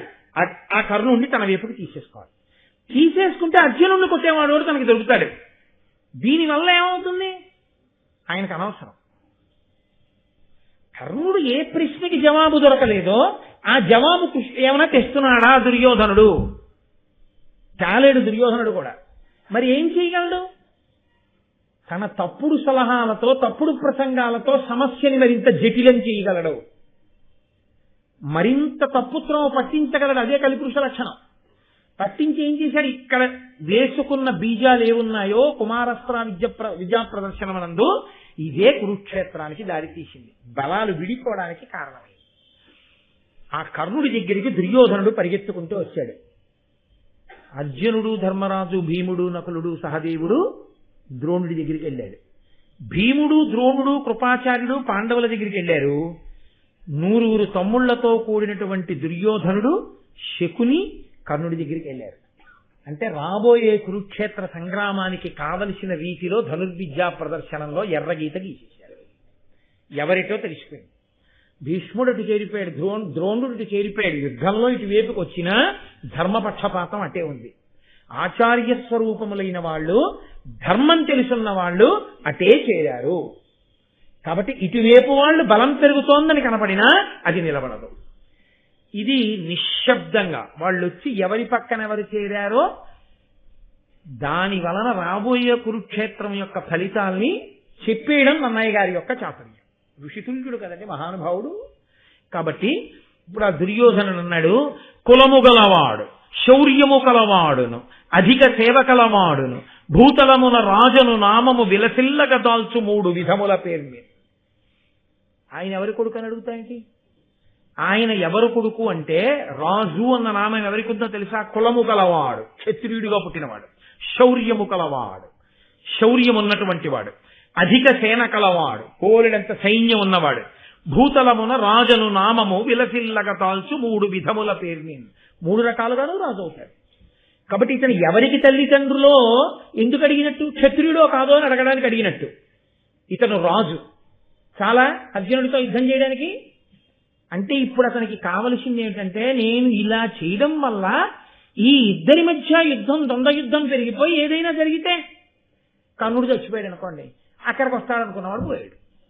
అర్జునుడు పోతే అమ్మ బాబోయ్, ఇంక అసలు దుర్యోధనాన్ని పట్టుకోగలమండి, అయిపోయిందంటే మహాభారతం. మన వాళ్ళు మాట అంటూ ఉంటారు చూడండి, ఓ దారం ముక్క విసురుదాం పర్వతానికి, వస్తే పర్వతం, పోతే దారం ముక్క. ఏది వెనకటికి ఓ తెలివైన వాడు స్నేహితుడిని పిలిచి, రే నీకు ఆకలేస్తుందా అని. అవును నాకు ఆకలేస్తుంది. నాకు ఆకలేస్తుంది, నువ్వు పని చేయి, నువ్వు ఒక్క పావుషేరు వేయించిన శనగపప్పు పట్టరా, నేను ఒక పావుషేరు ఊక పట్టుకొస్తాను. ఊకెందుకురా అన్నాడు వాడు. అంటే ఈ ఊక నువ్వు తెచ్చిన శనగపప్పు కలుపుకుని సగం సగం పంచుకుని ఊదుకు తిన్నావు అన్నాడు. ఈయనన్నాడు, నువ్వు ఊక తేవడం ఎందుకు, కలిపి పంచుకోవడం ఎందుకు అన్నాడు. ఉత్తి వేయించిన శనగపప్పు తీసుకుని ఇలా నోట్లో పోసుకుంటే బాగుండదురా, అందంగా ఉండదు. అది చేతిలో పోసుకుని ఉఫ్ అని ఊదుకు తింటే బాగుంటుంది. నువ్వు శనగపప్పు అట్లా, నేను ఊకట్టుకొస్తాను. ఊక ఎక్కడైనా దొరుకుతుంది, పట్టుకెళ్ళి వచ్చి ఆడేది ఎట్టుకొస్తాడు. ఈయన శనగపప్పు పట్టు రావాలట, కలుపు ఊదుకు తింటాడు. ఎంత తిరిగి చేతలు చూడండి. అలా ఏదో ఒకటి, ఆయన రాజు, అందుకని ఆయన రాజుని చేసి అర్జునుడి మీద వదిలేస్తే అనుకోండి కర్ణుడు పోతాడు. గెలిచాడనుకోండి, అర్జునుడు చచ్చిపోయాడు అనుకోండి ద్వంద్వ యుద్ధంలో, ఇంకంతకన్నా కావాల్సిందే ఉంది. ఇది నిజంగా ఏదో పెద్ద సిద్ధాంతం కోసమో ఏదో ధర్మం కోసమో దుర్యోధనుడు మాట్లాడుతున్న మాటలా, తన పబ్బం గడుపుకోవడానికి మాట్లాడుతున్న మాటలా? తన పబ్బం గడుపుకోవడానికి మాట్లాడే మాటలు మూర్ఖత్వంతో ఎంత దూరమైనా వెళ్ళిపోతాయి. దానికి హద్దాప, ఎవరి గురించి ఏది మాట్లాడకూడదో అవన్నీ మాట్లాడేస్తాడంతే. అటువంటి ప్రసంగాలు చేసేవాడు వాడికి ఏమన్నా నిష్ఠ, ఒక పరిమిత, ఒక ధర్మమా, ఒక బూడిద ఏముందని, వాడికి దేని మీద విశ్వాసం ఉందని? ప్రసంగానికి ఆలంబనమే విశ్వాస రాహిత్యము. కాబట్టి ఏదైనా మాట్లాడచ్చు. నువ్వు ఒక విశ్వాసమునకు కట్టుబడ్డావనుకో, ఒక పరిధిలో మాట్లాడాలి. అసలు అన్ని పరిధిలో చీల్చుకున్నావు అనుకో, ఏదైనా మాట్లాడచ్చు. ఇంకా అభ్యంతరం ఏంది? వినేవాడు ఎవడైనా ఉంటే వాడి కర్మ అంతే. నువ్వు పాడైపోయావు, వాడికి వచ్చిన నష్టమేముండదు. అదొక ధూర్తతనం, అదే కలిపురుష లక్షణం. కర్తవ్యం, బాధ్యత తెలియని ప్రసంగాలు చేయడం. కాబట్టి ఇప్పుడు ఆయన అన్నాడు వచ్చి, కర్ణుడు సిగ్గుతో నిలబడి ఉంటే, రాజవరుడైన పార్థుతో రాజుగాని ఈతడని చేయగా తగడేని వీనిని ఎల్లవారలు చూడంగా ఈక్షణంబ రాజు చేసదనే అంగరాజ్యమిచ్చి. అర్జునుడితో యుద్ధం చేయడానికి రాజైతే తప్ప పనికిరాడంటారా? ఇప్పుడే నేను అంగరాజ్యాన్ని ఇతనికి ఇచ్చేసి ఇతన్ని పట్టాభిషేకం చేసి రాజుని చేసేస్తాను. ఎందుకు చేయకూడదు యుద్ధం అర్జునుడితో? కాబట్టి నేను ఇప్పుడే అంగరాజ్యానికి పట్టాభిషిక్తుడిని చేస్తున్నానన్నాడు. మంచి పని చేసే ముందు, అటువంటి పట్టాభిషేకం జరిగే ముందు కొంత క్రతువు జరగాలి. కాబట్టి బ్రాహ్మణుల్ని పిలిచాడు, 1000 గోవులు దానం చేసేశాడు. తమ్ముళ్ళని వెళ్లి నీళ్లు పట్టరమ్మన్నాడు. భీష్ముడి దగ్గరికి, ధృతరాష్ట్రుడి దగ్గరికి వెళ్లి అడిగాడు. ధృతరాష్ట్రుడు మాట్లాడేది ఏముంటుంది? ఇంకా కళ్ళ ముందు కొట్టుకుంటారా అని వ్యాస భగవానుడు చెప్పనే చెప్పాడు. ఆ జలకలశ తెప్పించాడు, అభిషేకం చేసేశాడు, సింహాసనం ఒకటి వేసేశాడు, దాని మీద కూర్చోబెట్టేశాడు, దుర్యోధనుడికి రాజ్యం ఇచ్చేశానన్నాడు. దేనికి ఇచ్చేస్తున్నావు రాజ్యం? అతని పరిపాలనా యోగ్యత ఏమిటో, అతని గుణగణములు ఏమిటో, అతను ఎలా పరిపాలిస్తాడో, అతని స్వభావం ఏమిటో ఏమైనా తెలుసుకున్నావా? ఏమకపోతే అంగరాజ్య ప్రజలు పోతారు. ఇతను సరైన రాజు కాడనుకోండి, దుర్యోధనుడికి ఏమిటి? అంగరాజ్య ప్రజలు పోతారు. అతనికి కావలసింది కర్ణుడు రాజ్యం చేయడం కాదు, అతనికి కావలసింది ఇప్పుడు కర్ణుడు అర్జునుడి మీద కలియబడ్డాం. ఇది కలిపురుష లక్షణం. రెచ్చగొట్టడం, స్వభావంగా ప్రసంగాలు చేయడం, అధర్మం వైపుకి. కాబట్టి తప్ప ధర్మ ప్రబోధం కోసం ప్రసంగం కాదు. కాబట్టి ఇప్పుడు ఏమైందంటే, నేను ఇతనికి అభిషేకం చేస్తున్నానన్నాడు, పట్టాభిషేకం చేసేశాడంతే. అంటే పిల్లలు అస్త్ర విద్యా ప్రదర్శనం చేస్తారు అన్నది ప్రకటన. అక్కడ జరిగిందేంటి? ఎవడో ముక్కు మొహం తెలియని వాడికి పట్టాభిషేకం. ఇప్పుడు అకస్మాత్తుగా అంగరాజ్యానికి కర్ణుడు రాజైపోయాడు. కర్ణుడు రాజైపోగానే ఆ దుర్యోధన కర్ణుల మధ్య దీనికి సదృశముగా మరి ఏనేమి యునత్తు నీకు ఇష్టం మనినన్ మానుగా నాతో చెలిమి మహీనుతముగా చేయుమిది ఇష్టము నాకు. ఆ కర్ణుడు అతను ధర్మమన్న చట్రంలోకి ఇమడలేదు. ఆ అడిగిన ప్రశ్న, తను ప్రవేశించిన తీరు, తను విద్యా ప్రదర్శనం చేయడానికి ఎందుకున్న మార్గము, కృపాచార్యుడు వంటి పెద్దవారు ఎందుకు వచ్చి జోక్యం చేసుకున్నారో అతను ఆలోచించలేదు. నన్ను వీళ్ళు ప్రశ్న వేశారు, నన్ను వీళ్ళు ఆపారు, నన్ను వచ్చి దుర్యోధనుడు ఆదుకున్నాడు. ఉత్తర క్షణం యోగ్యతాయోగ్యతలు కూడా చూడకుండా వాళ్ళు యోగ్యత అడిగారు, ఈయన నా యోగ్యతాయోగ్యతలు చూడకుండా నన్ను యోగ్యుణ్ణి చేయడానికి రాజ్యమే ఇచ్చాడు. కాబట్టి నీకు నేనేమి ఇవ్వనని అడిగాడు. నువ్వు నాతో స్నేహం చేయి చాలన్నాడు దుర్యోధనుడు. నా ఊపిరున్నంత కాలం నీతోనే చెలినన్నాడు కర్ణుడు. అలా చెలిమి చెయ్యొచ్చా? అటువైపు గుణాలు ఉన్నాయో లేవో తెలియకుండా నీ బలాన్ని నువ్వు అలా ఇచ్చేయచ్చా? అది ఒకవేళ అధర్మమైనా, దుష్టుడైనా, దుర్మార్గుడైనా ఎప్పుడో నిన్ను ఎవరో ఏదో అడిగితే వచ్చి ఆదుకున్నాడని వెంటనే నువ్వు అతని పక్షాన చేరిపోయి ధర్మ వ్యతిరేకంగా ఇన్నాళ్ళు పాఠం నేర్పిన ద్రోణుడికి, కృపుడికి, భీష్ముడికి ఎదురొడ్డి నిలబడతావా నువ్వు? అది ఎంత ఎంత టెంపరితనంతో కూడిన ఆలోచన! ఇంత టెంపరితనం ఉన్నటువంటి వాడి దగ్గర అస్త్ర విద్యా నైపుణ్యం ఎలా ఉండనిస్తాడు ఈశ్వరుడు? అందుకే నరవర నీచే నాచే వరమడిగిన కర్ణు చేత వాసవి చేతం ధర చేత శల్యు చేతను అరయంగా కర్ణుడికి ఆర్గురి చేతను. తానేది పొందాడో దాన్ని ఈశ్వరుడు శాపరూపాల్లో తీయించేశాడు. ఎందుకంటే నిలబడితే ధర్మం పోతుంది కాబట్టి ఇప్పుడు వాళ్ళిద్దరూ స్నేహం చేసుకున్నారు. ఎప్పుడైతే స్నేహం చేసుకోవడం, దుర్యోధనుడు కౌగిలించుకోవడం, కర్ణుడి తల మీద కిరీటం పెట్టడం చూశాడో సూతుడు, అంటే కర్ణుడిని పెంచుతున్నటువంటి తండ్రి, అక్కడ వరకు ఎంత మాత్రము దోషం పట్టవలసిన అవసరం లేదు. తండ్రి అన్నవాడికి సంతోషం ఉండదండి. కొడుకు రాజ్యానికి పట్టాభిషిక్తుడయ్యాడు, ఆయన పరమ సంతోషంగా గబగబా పరిగెత్తుకొచ్చి కౌగిలించుకొని కడగి సూతుండు పుత్రకు కౌగిలించుకొని తదీయ మూర్ధాఘ్రాణమునర చేసి అంగరాజ్యాభిషేకార్ధ్రమైన శిరము తడిపే వెండియు హర్షాశ్రుతతులనొప్ప. అప్పటికే దుర్యోధనుడి చేత పట్టాభిషేకంలో కర్ణుని యొక్క తల మీద పోయబడినటువంటి పవిత్ర జలముల వలన తడిసి ఉన్నటువంటి ఆ తలని ఆ సూతుడు గబగబా కౌగలించుకుని కొడుకు యొక్క తల ఉంచి ఆయన యొక్క మూర్ధన్య స్థానమునందు ఆఘ్రాణించి ముద్దిచ్చి కన్నుల నీటితో తడిసి ఉన్న తలని మళ్లీ తడిపాడు. అంటే అంత ఆనందాన్ని పొందాడు ఆనంద బాష్పాలతో సూతుడు. ఎప్పుడైతే సూతుడొచ్చి కౌగిలించుకుని అంత మురిసిపోయాడో భీముడు పసిగట్టాడు. సూతుని కుమారుడితను, ఇతన్ని మా తమ్ముడి మీద యుద్ధం కోసం దుర్యోధనుడు యోగ్యతని కటాక్షించడం కోసమని చెప్పి యుక్తాయుక్త విచక్షణ ఎరుగకుండా, పూర్వాపర విచారణ చెయ్యకుండా రాజ్యం ఇచ్చేశాడు అని ఆయన అన్నాడు. ఇప్పుడు నాకు అర్థమైంది, నువ్వు సూతుని యొక్క కుమారుడవు.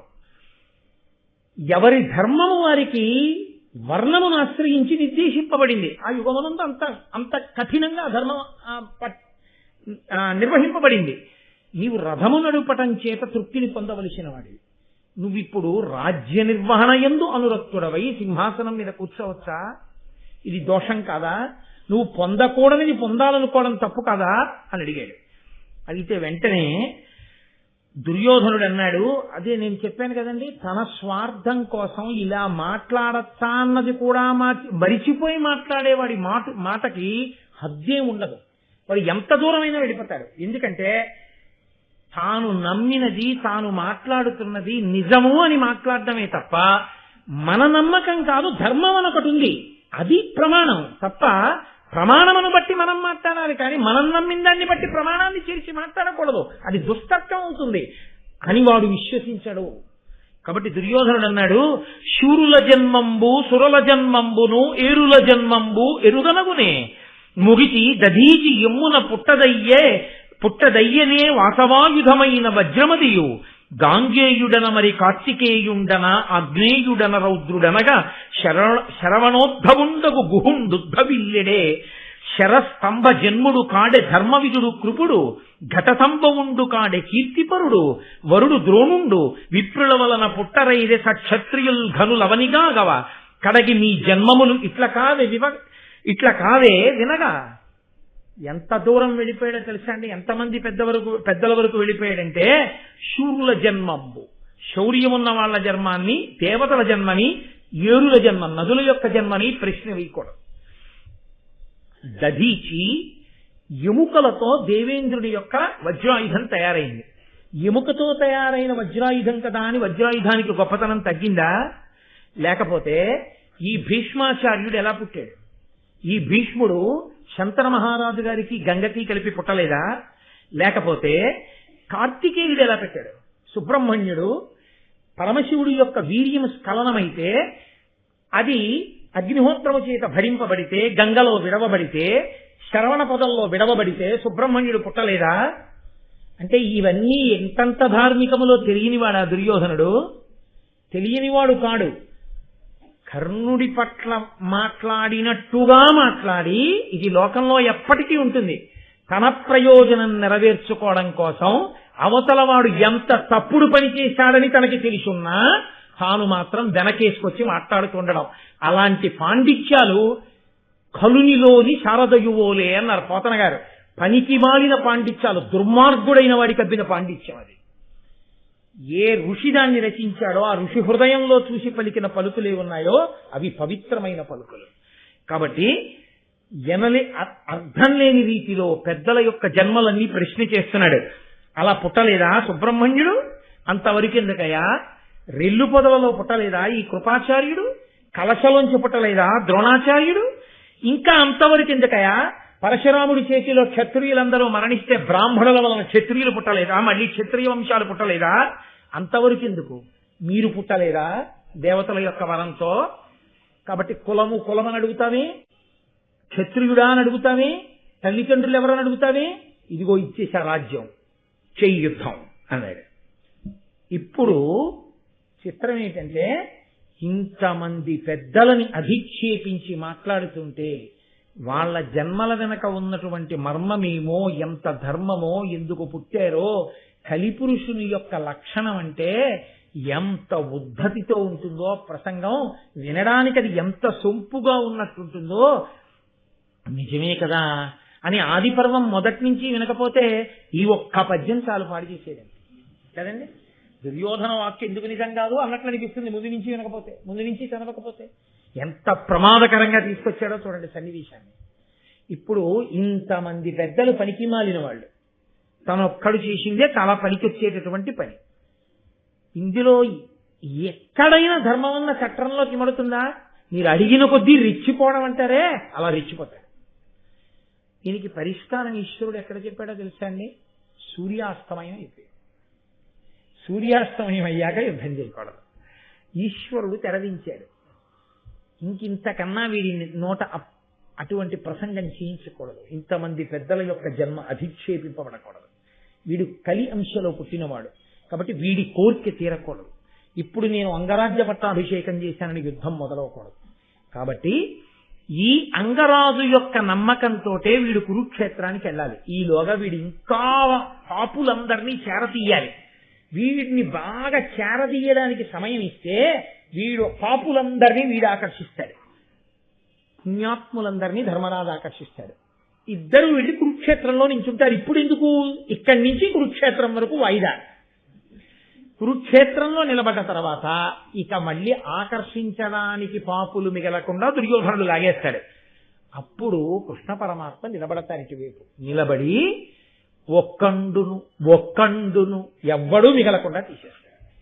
కాబట్టి ఆకర్షించడానికి సమయం ఇవ్వాలి కదూ, తెరదించేశాడు. అదృష్టం ఏమిటంటే చీకటి పడ్డాక మాత్రం యుద్ధం ఎందుకు చేయకూడదు అనలేదు. అంటే ఆ సమయానికి వాడి సంపర్తనం అక్కడతో ఆగిపోయేటట్టు చేసిన వాడు కూడా ఈశ్వరుడే అని అనుకోవాల్సి ఉంటుంది ఆయన యొక్క వ్యూహరచన చేత. అంటే సూర్యాస్తమయం అయిపోయింది. ఆ కర్ణుణ్ణి తీసుకుని పరమ సంతోషంగా దుర్యోధనుడు వెళ్ళిపోయాడు. అర్జునుడు, నకులుడు, సహదేవుడు, ధర్మరాజు, భీముడు వీళ్ళు ఆ సభలో ఎన్నో ఆశ్చర్యకరమైన సంఘటనలు జరిగిపోయాయి.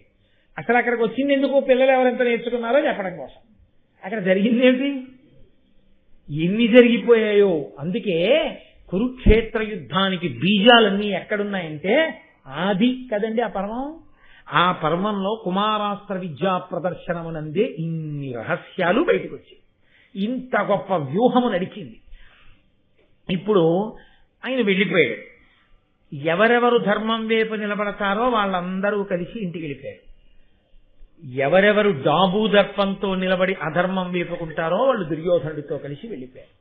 1000 దివిటీలు వెలిగించుకుని 1000 దివిటీల కాంతిలో దుర్యోధనుడు కర్ణుడిని తీసుకుని వెళ్ళిపోయాడు.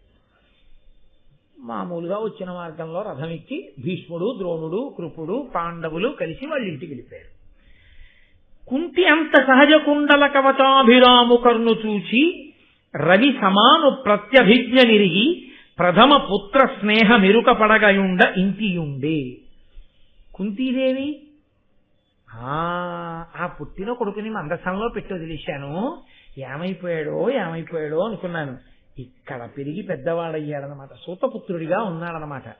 కర్ణుడన్న పేరుతో నా 6వ కొడుకు, పెద్ద కొడుకు యథార్థానికి ఇక్కడే ఉన్నాడని తాను గుర్తెరిగి ఇతరులు గుర్తెరగడానికి వీలు లేకుండా వెళ్ళిపోయింది.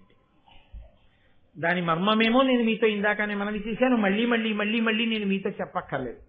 దుర్యోధనుడు ఇంటికి వెళ్ళి పడుకున్నట్టు. ఎలా పడుకున్నాడో చెప్తున్నారు మా అన్నయ్య గారు. ఎంత చిత్రమైన మాటలంటారండి ఆయన.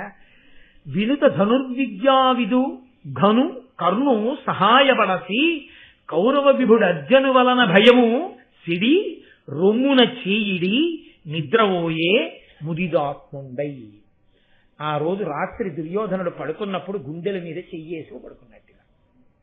మన వాళ్ళు అంటుంటారు తెలుగులో ఇది ఒక గొప్ప సామెత, గుండెల మీద చెయ్యేసి పడుకున్నాడండి ఆయన అంటారు. గుండెల మీద చెయ్యేసి పడుకుంటే పడుకోపోతే ధైర్యం లేనట్టేంటి కాదు. గుండెల మీద చెయ్యేసి పడుకోవడం అంటే ఏమిటో తెలుసా అండి? నాకేమీ భయం లేదనుకోవడం, తన ఊహకు అందినంత మేర. దుర్యోధనుడు వెళ్ళి గుండెల మీద చెయ్యేసుకుని ఆ రోజు రాత్రి నిద్రపోయాట. ఎందుకు నిద్రపోయాడు అంటే భీముణ్ణి నేను చంపేస్తాను, ఆయనకు అదో ధైర్యం. ఇప్పుడు అదేంటి, ఏదో ఊహలకి దరిద్రాలు ఏమిటి? నిజంగా మేడ కట్టాలనుకోండి, ఐశ్వర్యము దరిద్రము అని ఒక మాట. నేను అమెరికాకి అధ్యక్షుడిని అయిపోయాను అని ఊహించుకోవడానికి దరిద్రమే ఉంది. నాకేం అమెరికా పౌరసత్వం ఉండాలా, నేనేమైనా ఎన్నికల్లో పోటీ చేయాలా? ఊహించుకోవడానికి ఏమైనా ఊహించుకోవచ్చు, దానికి దరిద్రం ఏమి ఉండదు. కాబట్టి ఆయన ఊహ ఏమిటంటే నేను భీముడిని చంపేస్తాను. ఇంకా మిగిలేవాడెవరు? ధర్మరాజు. అదే ఆయనేముంది, 4 తాళ్ళు ఎట్టి కట్టేస్తాను. ఇచ్చారు పాపం. ఇప్పుడు ధర్మం అని పడుతుంది. ధార్మికుడు దురాత్ముడి దృష్టిలో అలా ఉంటాడు. అది పెద్ద విశేషం ఏం కాదండి, ధర్మరాజుని కట్టేవతలు పారేస్తాం. నకుల సహదేవుల పిల్లకాయలు వాళ్ళు ఏం చేస్తారు? ఇంకెవరు? అది అర్జునుడితో వచ్చింది ఇబ్బంది. నాకా గదాయుద్ధం ఒకటే వచ్చు, ఇన్ని పాత్రలు అన్నీ నేను ఎక్కడ చేయను. అవతల విద్య నేనే నేర్చేసుకుని, ఇవతల గదాయుద్ధం నేనే నేర్చేసుకుని ఎన్ని చేసేస్తాను. దానికి మనకి రైట్ హ్యాండ్ దొరకాలంటుంటారు చూసారా? అర్జునుడిని కొట్టేవాడు ఏమన్నా దొరుకుతాడా అని అదొక్కటే. ఇన్నాళ్ళు ధర్మరాజుని కొట్టలేకపోయానంటే దొరికేశాడు ఇవాళ మనకి. బుట్టలో పెట్టేశానంతే. దొరికడం మన వైపుకి తెచ్చేసుకోవడం రెండు అయిపోయాయి. దొరకడం ఎంత ప్రధానమో తన వైపుకి తిప్పుకోవడం ఎంత ప్రధానం. ఒట్టి ఏం చేసుకున్నాడుగా, అంగరాజ్యముడు వాడేశాడు, దొరికేశాడు కర్ణుడు, తెచ్చేసుకున్నాడు. కాబట్టి ఇంక ఇప్పుడు ఈ ధైర్యం ఏంటంటే దానికి ఒక కారణం ఉండాలా? అదేంటే నేనెందుకు అర్జునుడిని చంపాలని అడుగుతాడా? అలా అడిగేవాడైతే ఇవాళ ఎందుకు అలా మాట్లాడతాడు? కాబట్టి మనం రెచ్చగొడితే ఏమైనా నీకు అంత ఉపకారం చేశాను, నిన్న ఒక్కటి అడుగుతున్నాను, అర్జునుడిని కొట్టేయి అంటే వాళ్ళు కొట్టేస్తాడు.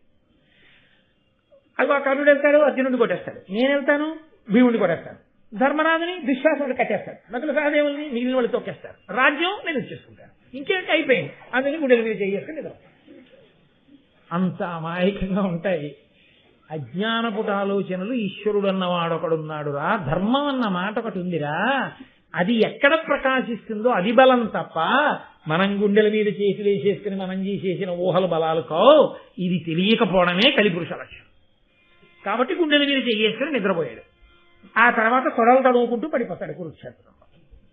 కాబట్టి మరోనాడు తెల్లవారి మళ్ళీ శిష్యులుగా వెళ్ళేటప్పుడు మాత్రం ఒకళ్ళొకళ్ళ రోషంతో చూసుకున్న ద్రోణాచార్యుల వారి దగ్గర చాలా బుద్ధిగా మళ్ళీ బాసం పెట్టలేసి కూర్చుంటారు. అందులో అందరూ వెళ్ళారు, కూర్చున్నారు. ఆయన అన్నారు, ఇక వీళ్ళకి ఎలాగో కొట్టుకునే కాలం వచ్చేసింది. ఎందుకంటే ఇంకా అన్ని నేర్చేసుకున్నారు. ఇక నేర్చేసుకున్నవి ఇప్పుడు దీపావళి సామాన్ తెచ్చుకున్న వాళ్ళు చూడండి, పిల్లలు పెద్దవాళ్ళు ఎండబెడతారు. ఎండబెట్టి ఒరే దీపావళి అమావాస్య నాడు రాత్రి కాలుద్దాం అంటే వీడు నాన్నగారండి ఒక్క మతాలు, నాన్నగారండి ఒక్క మతాలు, నాన్నగారండి ఒక్క ఫోన్లే దాని మీద కాల్ చేయకు, ఆ పెరట్లో కాల్ చేయండి తండ్రి, ఒక్క నేల టపాకాయ. అసలు దీపావళి అమావాస్య రోజు రాత్రి వచ్చే లోపల వీడి సగం కాల్చేస్తాడు. అలా ఇప్పటికి సగం కాల్చేశారు అస్త్ర విద్యా ప్రదర్శనలో. ఇంకా తర్వాత ఊరుకుంటారా? ఈ కక్షలు కార్పణ్యాలు పెరిగేవే కానీ తరిగేవి కావు.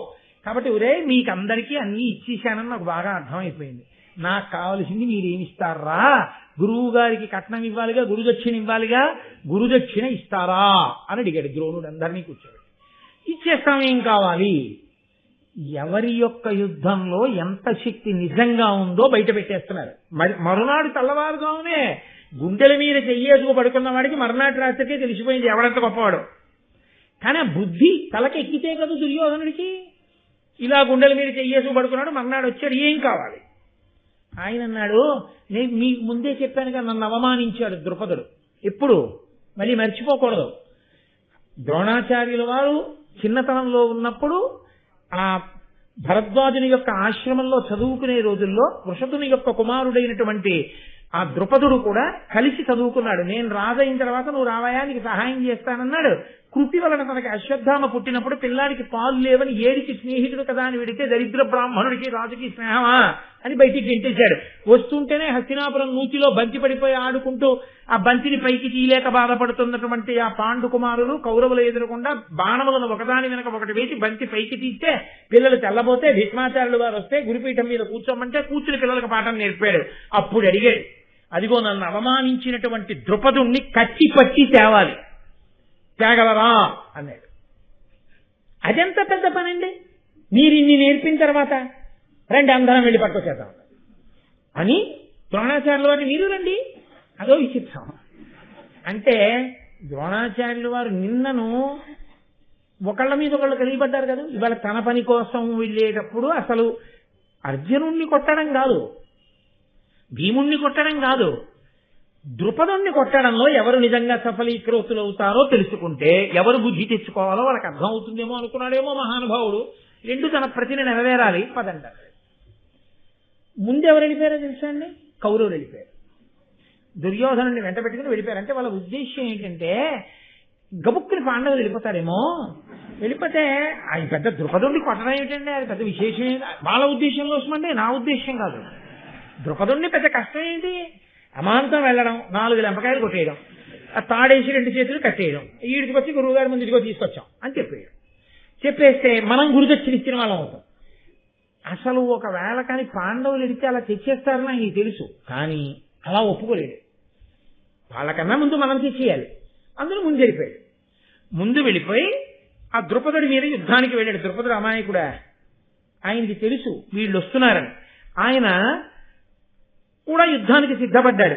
వీళ్ళందరూ బయలుదేరి ముందు కౌరవులు ద్రుపదుడితో యుద్ధానికి వెడితే అర్జునుడు అన్నాడు ద్రోణాచార్యుల వారితోటి, ఆయన ద్రోణుడి పక్కన ఉన్నాడు, ఉండి గురువు గారిని కాపాడుకుంటూ గురువు గారి వెంట వెడుతున్నాడు. గురువు గారు ఆజ్ఞాపించిన తరువాత వెడతారు వాళ్ళు ఆయన అనుమతితో. అంతేకాని ఇలా రెచ్చిపోవడం, ఇలా వెళ్ళిపోయి మీద పడిపోవడం, ఇలాంటి పిచ్చి ఊహలు వాళ్ళకు ఉండవు.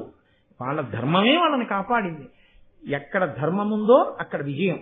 కాబట్టి అర్జునుడు అన్నాడు, అతగులచే ద్రుపదుడనవహితుడై పట్టువడ అంత హీనుడే, శౌర్యోన్నతుడధిక ధనుర్విద్యాన్వితుడు భవత్సకుడనంగా వినరకో వాణిన్.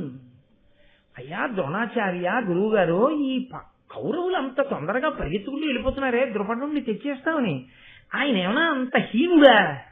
ఇలా వెళ్ళి ఇలా చేతులకి తాళ్ళేసి కట్టి తెచ్చేస్తే వచ్చేస్తాడా? శౌర్యోన్నతుడు అధిక ధనుర్విద్యాన్వితుడు భవత్సకుడు. ఎంత గౌరవమో చూడండి. ఎంత కాదన్నా గురువుగారు మీతో కలిసి పాఠాలు నేర్చుకున్నాడు, మీ స్నేహితుడు, మీ తండ్రి గారు భరద్వాజుడి దగ్గర నేర్చుకున్నాడు. అంత సామాన్యునేం కాదు, గొప్ప అస్త్ర విద్యాని నైపుణ్యం కలిగినటువంటి వాడు.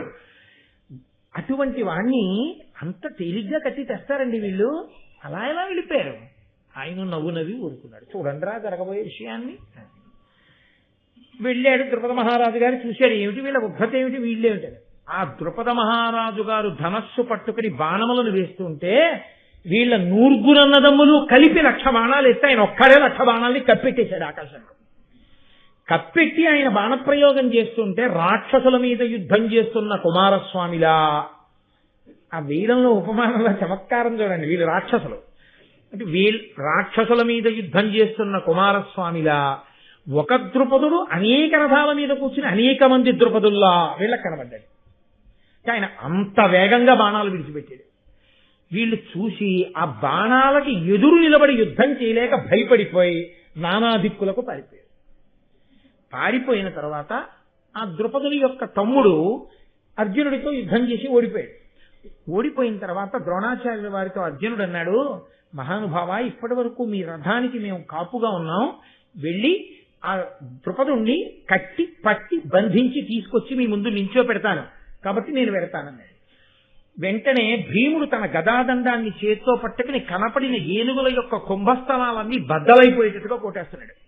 ఇన్ని ఏనుగులు కుంభస్థలాలు బద్దలై నెత్తురోడి తొండములనెత్తి ఘీంకారం చేస్తూ అదుపు తప్పి యుద్ధభూమి అంతా చల్లాచదలై పరిగెడుతుంటే, గుర్రాలు పీనుగు పెంటలై కింద పడిపోతుంటే, నెత్తురోడి సైనిక సమూహములు మరణిస్తుంటే, అర్జునుడు ద్రుపదుడితో యుద్ధం చేస్తుండగా ద్రుపదుడు అర్జునుడి యొక్క యుద్ధాన్ని చూసి ఆశ్చర్యపోయి ఒక బాణంతో అర్జునుడి యొక్క విల్లు వీల్చే ప్రయత్నం చేశాడు. పరమాస్త్రైక విశారదుల్ బలయుతుల్ పాంచాల కౌంతేయులుండరులు మార్కుని వేయునప్పుడు తదీయోగ్రాజిరంగంబు దుస్తర నీరంధ్ర నిశాత సాయక తమస్సంఛన్నమైనం పరస్పర యుద్ధంబులు తక్కి యోధులు నిశాభ్రాంతాత్ములై రచ్చటన్. ఇద్దరూ అస్త్ర విద్యా నిపుణులే.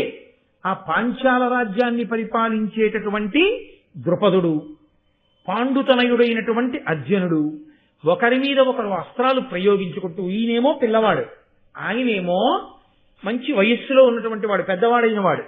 ఇంత చిన్న పిల్లవాడు, ఇతని పౌరుషం, ఇతని పరాక్రమం, ఇతని అస్త్ర విద్య చూసి ఆయన తెల్లపోతున్నాడు. పరమాస్త్రైక విశారదుల్ బలయుతుల్ పాంచాల కౌంతేయులుండరులు మార్కుని యోయునప్పుడు తదీయోగ్రాజిరంగంబు దుస్తర నీరంధ్ర నిశాత సాయక తమస్సంఛన్నమైనం పరస్పర యుద్ధంబులు తక్కి యోధులు నిశాభ్రాంతాత్ములై రచ్చటం.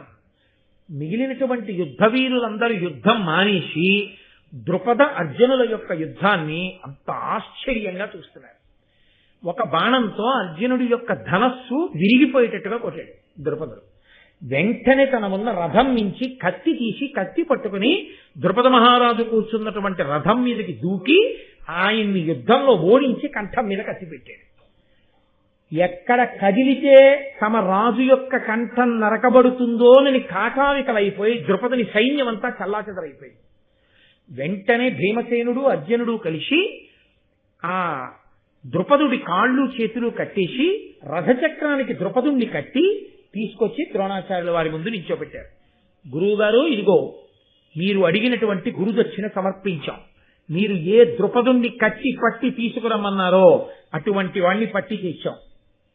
కాళ్ళు చేతులు కట్టబడి ద్రోణుడి శిష్యుల చేత ఇంత అవమానాన్ని పొంది తల ఉంచుకుని, నిజంగా ఆ క్షణంలోనే అర్జునుడు ఆక్రమించినట్టు పాంచాల రాజ్యాన్ని, పాండవులకు వచ్చేసింది ఆ రాజ్యం, తల ఉంచుకుని సిగ్గుతో నిలబడిపోయినటువంటి ద్రుపదుని ద్రోణాచార్యుల వారు చూశారు. చూసి ఆయన అన్నారు, వీరెవ్వరయ్యా?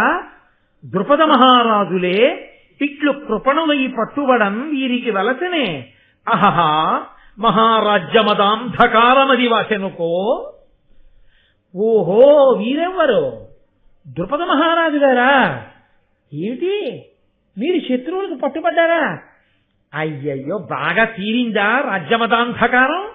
ఇప్పటికైనా ఒళ్ళు పొగరు తగ్గిందా? ఎవరితో ఎలా మాట్లాడాలో అర్థమైందా అని అడిగాడు. సిగ్గుతో తల పైకెత్తలేక అలాగే తల ఉంచుకు నిలబడిపోయినటువంటి ద్రుపదుణ్ణి చూసి ద్రోణుడు అన్నాడు, ఇంకనైనా మమ్ము నిరుంగంగనగు నొక్కో అనుచు ఉల్లసంబులాడి ద్రుపదు విడిచిపుచ్చే గురుడు విప్రుల అలకయు పున హుతాశనంబు దీర్ఘమగునే. వెంటనే ద్రోణాచార్యుల వారు పరిహాసమాడి అర్జునుణ్ణి పిలిచి, కట్లు విప్పేవయ్యా, స్నేహితుడు కదా వెళ్ళి రాజ్యం ఏలుకుంటాడని ఆ కట్లు విప్పించి ద్రుపదుణ్ణి విడిచిపెట్టేశాడు. నన్నయ్య గారు అన్నారు, గడ్డి మంట బ్రాహ్మణుడి కోపం చాలా కాలం ఉంటాయా? ఆరిపోతాయి. అందుకని అలా కత్తి త్యాగాన్ని ద్రుపదుణ్ణి చూసి 4 మాటలని వదిలిపెట్టేశాడు ద్రోణాచార్యుడు. ఎవరు చెల్లించినట్టు గురుదక్షిణ? కర్ణుడు ఉన్నాడుగా, మరి ద్రుపదుణ్ణి ఎందుకు ఓడించలా? దుర్యోధనుడు ఉన్నాడుగా, ఎందుకు ఓడించలా ద్రుపదుణ్ణి? కర్ణసహితుడైన దుర్యోధనుడు ఎవరిని ఓడించలేకపోయారో ఆయనని భీమసేనుడు అర్జునుడు నకుల సహదేవులు ధర్మరాజు గారు కలిసి ఓడించి తీసుకొచ్చి గురుదక్షిణ చెల్లించారుగా. ఇప్పటికైనా తను నమ్ముకున్న బలాలు ఎంత గొప్పవో తనకు అర్థం అవ్వాలిగా. అర్థం అవ్వకపోవడమే కలిపురుష లక్షణం. అర్థం అవ్వకపోవడమే అధర్మమునందు అనురక్తి. అర్థం అవ్వకపోవడమే మూర్ఖత్వం. లేకపోతే ఆ అగ్ని అలా ఎందుకు పెచ్చరిల్లుతుంది? కాబట్టి ఇప్పుడు పాండవుల పట్ల మిక్కిలి ప్రీతి చెందాడు ద్రోణాచార్యుల వారు. అర్జునుణ్ణి పిలిచి, ప్రధానంగా నాకు గురుదక్షిణ చెల్లించడంలో నీవే ఇంత గొప్ప పాత్ర పోషించావు కాబట్టి దీని నగస్తినావరగు దివ్యమునీంద్రుడు తొల్లి ప్రీతితో భూనత అగ్నివేశుడను భూరి మునీంద్రునకిచ్చే వారలున్ మానుగ నాకు నిచ్చిరి క్రమంబున నేనును నీకు ఇచ్చితిన్ దీనికి నీవ అర్హుడవు తేజమునంకడు పెద్ద కావునన్ అని దీని నగస్తినాబరగు దివ్యమునీంద్రుడు తొల్లి ప్రీతితో భూనుత అగ్నివేశుడను భూరి మునీంద్రునకిచ్చే. అగస్తి అనబడేటటువంటి ఒక ఋషి, ఒక దివ్య మునీంద్రుడు ఈ బ్రహ్మశిరోనామకాస్త్రము అనపడేటటువంటి ఒక గొప్ప అస్త్రాన్ని నిర్మించి ఆ మహాముని అగ్నివేశుడు అనబడేటటువంటి ఒక మునికి ఇచ్చాడు. ఆ అగ్నివేశుడిని నేను సేవించాను. ద్రోణాచార్యుల వారు చెప్తున్నారు, ఆ అగ్నివేశుడు నా యందు సంప్రీతి చెంది ఆ బ్రహ్మశిరోనామకాస్త్రాన్ని నాకు అప్పజెప్పాడు. ఇది నాకు తప్ప అన్యులకు తెలియదు. ఇది ఎంత గొప్ప లక్ష్యాన్నైనా కొడుతుంది. యుద్ధంలో ఇది చేతిలో ఉండగా అన్యులు ఆయన ముందు నిలబడి ఎదిరి గెలవలేరు. ఇంత గొప్ప అస్త్రాన్ని తేజోవంతుడవు, ధర్మమును నిలబెట్టగలిగినటువంటి వాడివి, గొప్ప శక్తి కలిగిన వాడివి కాబట్టి ఇటువంటి అస్త్రము నీ దగ్గర ఉండాలి. కాబట్టి అర్జున, ఇవాళ ప్రీతితో ఈ బ్రహ్మశిరోనామకాస్త్రాన్ని కూడా నీకు దత్తం చేస్తున్నానని సమంత్రకంగా ప్రయోగ ఉపసంహారాలతో అర్జునుడికి బ్రహ్మశిరోనామకాస్త్రాన్ని ఇచ్చాడు. నిన్న రాత్రి గుండెల మీద చెయ్యి వేసుకుని ఎవడు నిద్రపోయాడో, ఎవణ్ణి చూసుకుని నిద్రపోయాడో వాడు ద్రుపదుడితో యుద్ధంలోనే అర్జునుడితో సమానుడు కాడని తేలిపోయింది. తేలిపోయిన 5 నిమిషాల తర్వాత అర్జునుడి అమ్ముల పొదిలో, అర్జునుడికి ఉన్నటువంటి అస్త్రశక్తిలో అసలు గణించడానికి వీలు లేనటువంటి అత్యంత గొప్పదైనటువంటి ఇంకొక అస్త్రం వచ్చి గురువు గారి యొక్క అనుగ్రహం చేత చేరిపోయింది. జీవితంలో అభ్యున్నతికి హేతువు గురువుల యొక్క అనుగ్రహాన్ని పొందడమా, అడ్డదిడ్డమైన వాదనలతో గురువుల్ని తిరస్కరించి, ధర్మాన్ని తిరస్కరించి మాట్లాడడమా? ఏది పట్టుకున్నవాడు పతనం అవుతున్నాడు, ఏది పట్టుకున్నవాడు వృద్ధిలోకి వస్తున్నాడు. మరునాటి సూర్యాస్తమయం లోపల ఈశ్వరుడు తీర్పు చెప్పి అర్జునుడిని పెంచాడు. కర్ణుడి చేతకానితనాన్ని, దుర్యోధనుడు వాపుని చూసి బలమనుకున్న రీతిని ద్రుపదుడితో యుద్ధంలో నిరూపణం చేయించాడు. యథార్థమునకు కౌరవులు గురుదక్షిణ చెల్లించనేలేదు, పాండవులు గురుదక్షిణ చెల్లించినట్లయింది భారతాన్ని బట్టి. అయినా సిగ్గుపడని వాడు దుర్యోధనుడు పరమ సిగ్గుతో ఇది గురువుగారిచ్చిన ప్రసాదం, గురువుగారిచ్చిన బలంతో గురువుగారికి కోరిక తీర్చాం తప్ప కొత్తగా మనం ఏమైనా పొందామా? గురువుగారు ఏదీ నేర్పి ఉండకపోతే ద్రుపదుడి ముందు మనం నిలబడగలమా? ఆయన అస్త్రబలానికి ఆయన అస్త్రాన్ని ఉపసంహారం చేసి ఆయన మీద యుద్ధం చేశామంటే మహానుభావుడు ఆయన ఇచ్చిన బలం. ఆయన ఇచ్చిన బలంతో ఆయన కోరిక తీరిస్తే మన మీద ఆయన ప్రీతి చెందాడు. అలా బజారుకి తల్లితో కలిసి వెళ్లినటువంటి కుమారుడు మిగల ముగ్గినటువంటి అరటిపళ్ళ గెలవంక చూసి అమ్మా అమ్మా నాకు అరటిపండు కావాలని అడిగినప్పుడు తల్లి కొనిపెట్టినటువంటి అరటిపండు పట్టుకుని రిక్షాలో ఇంటికి వచ్చేసిన తర్వాత తినే ముందు అరటిపండు ముక్క అమ్మకి పెట్టి తాను తిన్నంత మాత్రం చేత ప్రీతి చెందిన అమ్మ ముందు నాకు ఆ అరటిపండు ముక్క పెట్టి కొడుకు తిన్నాడని పొంగి పొంగి పొంగి పొంగి ఇంటికి వచ్చినటువంటి భర్తకి చెప్పుకుని మురిసిపోయినట్టు తన శక్తినంతటినీ శిష్యులకిచ్చి ఆ శక్తి వలన శిష్యులు గురువుగారి మాట తీరిస్తే ఇదంతా మీరే చేశారని మురిసిపోయినటువంటి గురువుగారు తల్లిదండ్రుల కన్నా ఎందుకు అధికుడు కాడు అని పాండవులు మురిసిపోయారు. ఇది వాళ్ళ ధార్మికత. ఈ ధార్మికతకి మురిసిపోయాడు. ఇది మీ అర్హత. కాబట్టి ఇప్పుడు లోకంలో ఎవరికి లేని మీకు ఇచ్చేస్తున్నానన్నాడు. ఆ అర్జునుడికి బ్రహ్మశిరోనామకాస్త్రాన్ని కూడా దత్తం చేశాడు. ఒక్క కుమారాస్త్ర విద్యా ప్రదర్శనం దగ్గర తెరపైకి లేచినటువంటి ఘట్టం ధార్మికతని ఎంత పరిపుష్టం చేసిందో దగ్గర తేలుస్తూ దీని యొక్క చిట్ట చివరి స్థితి ఇక్కడ ప్రారంభమైన విత్తనాలు మొక్కలై, చెట్లై, పళ్ళు పండి ఫలితాన్ని ధర్మానికి ధర్మాన్ని, అధర్మానికి అధర్మాన్ని పంచిపెట్టే రోజు కురుక్షేత్రంలో. కాబట్టి అంత గొప్పదైనటువంటి ఘట్టాన్ని ఇన్ని ధర్మ సూక్ష్మములతో మహానుభావుడు ఋషితుల్యుడు నన్నయ్య గారు మనకు అనుగ్రహించారు. వారి పాదములకు నమస్కరిస్తూ మళ్ళీ రేపు సాయంకాలం 6 గంటల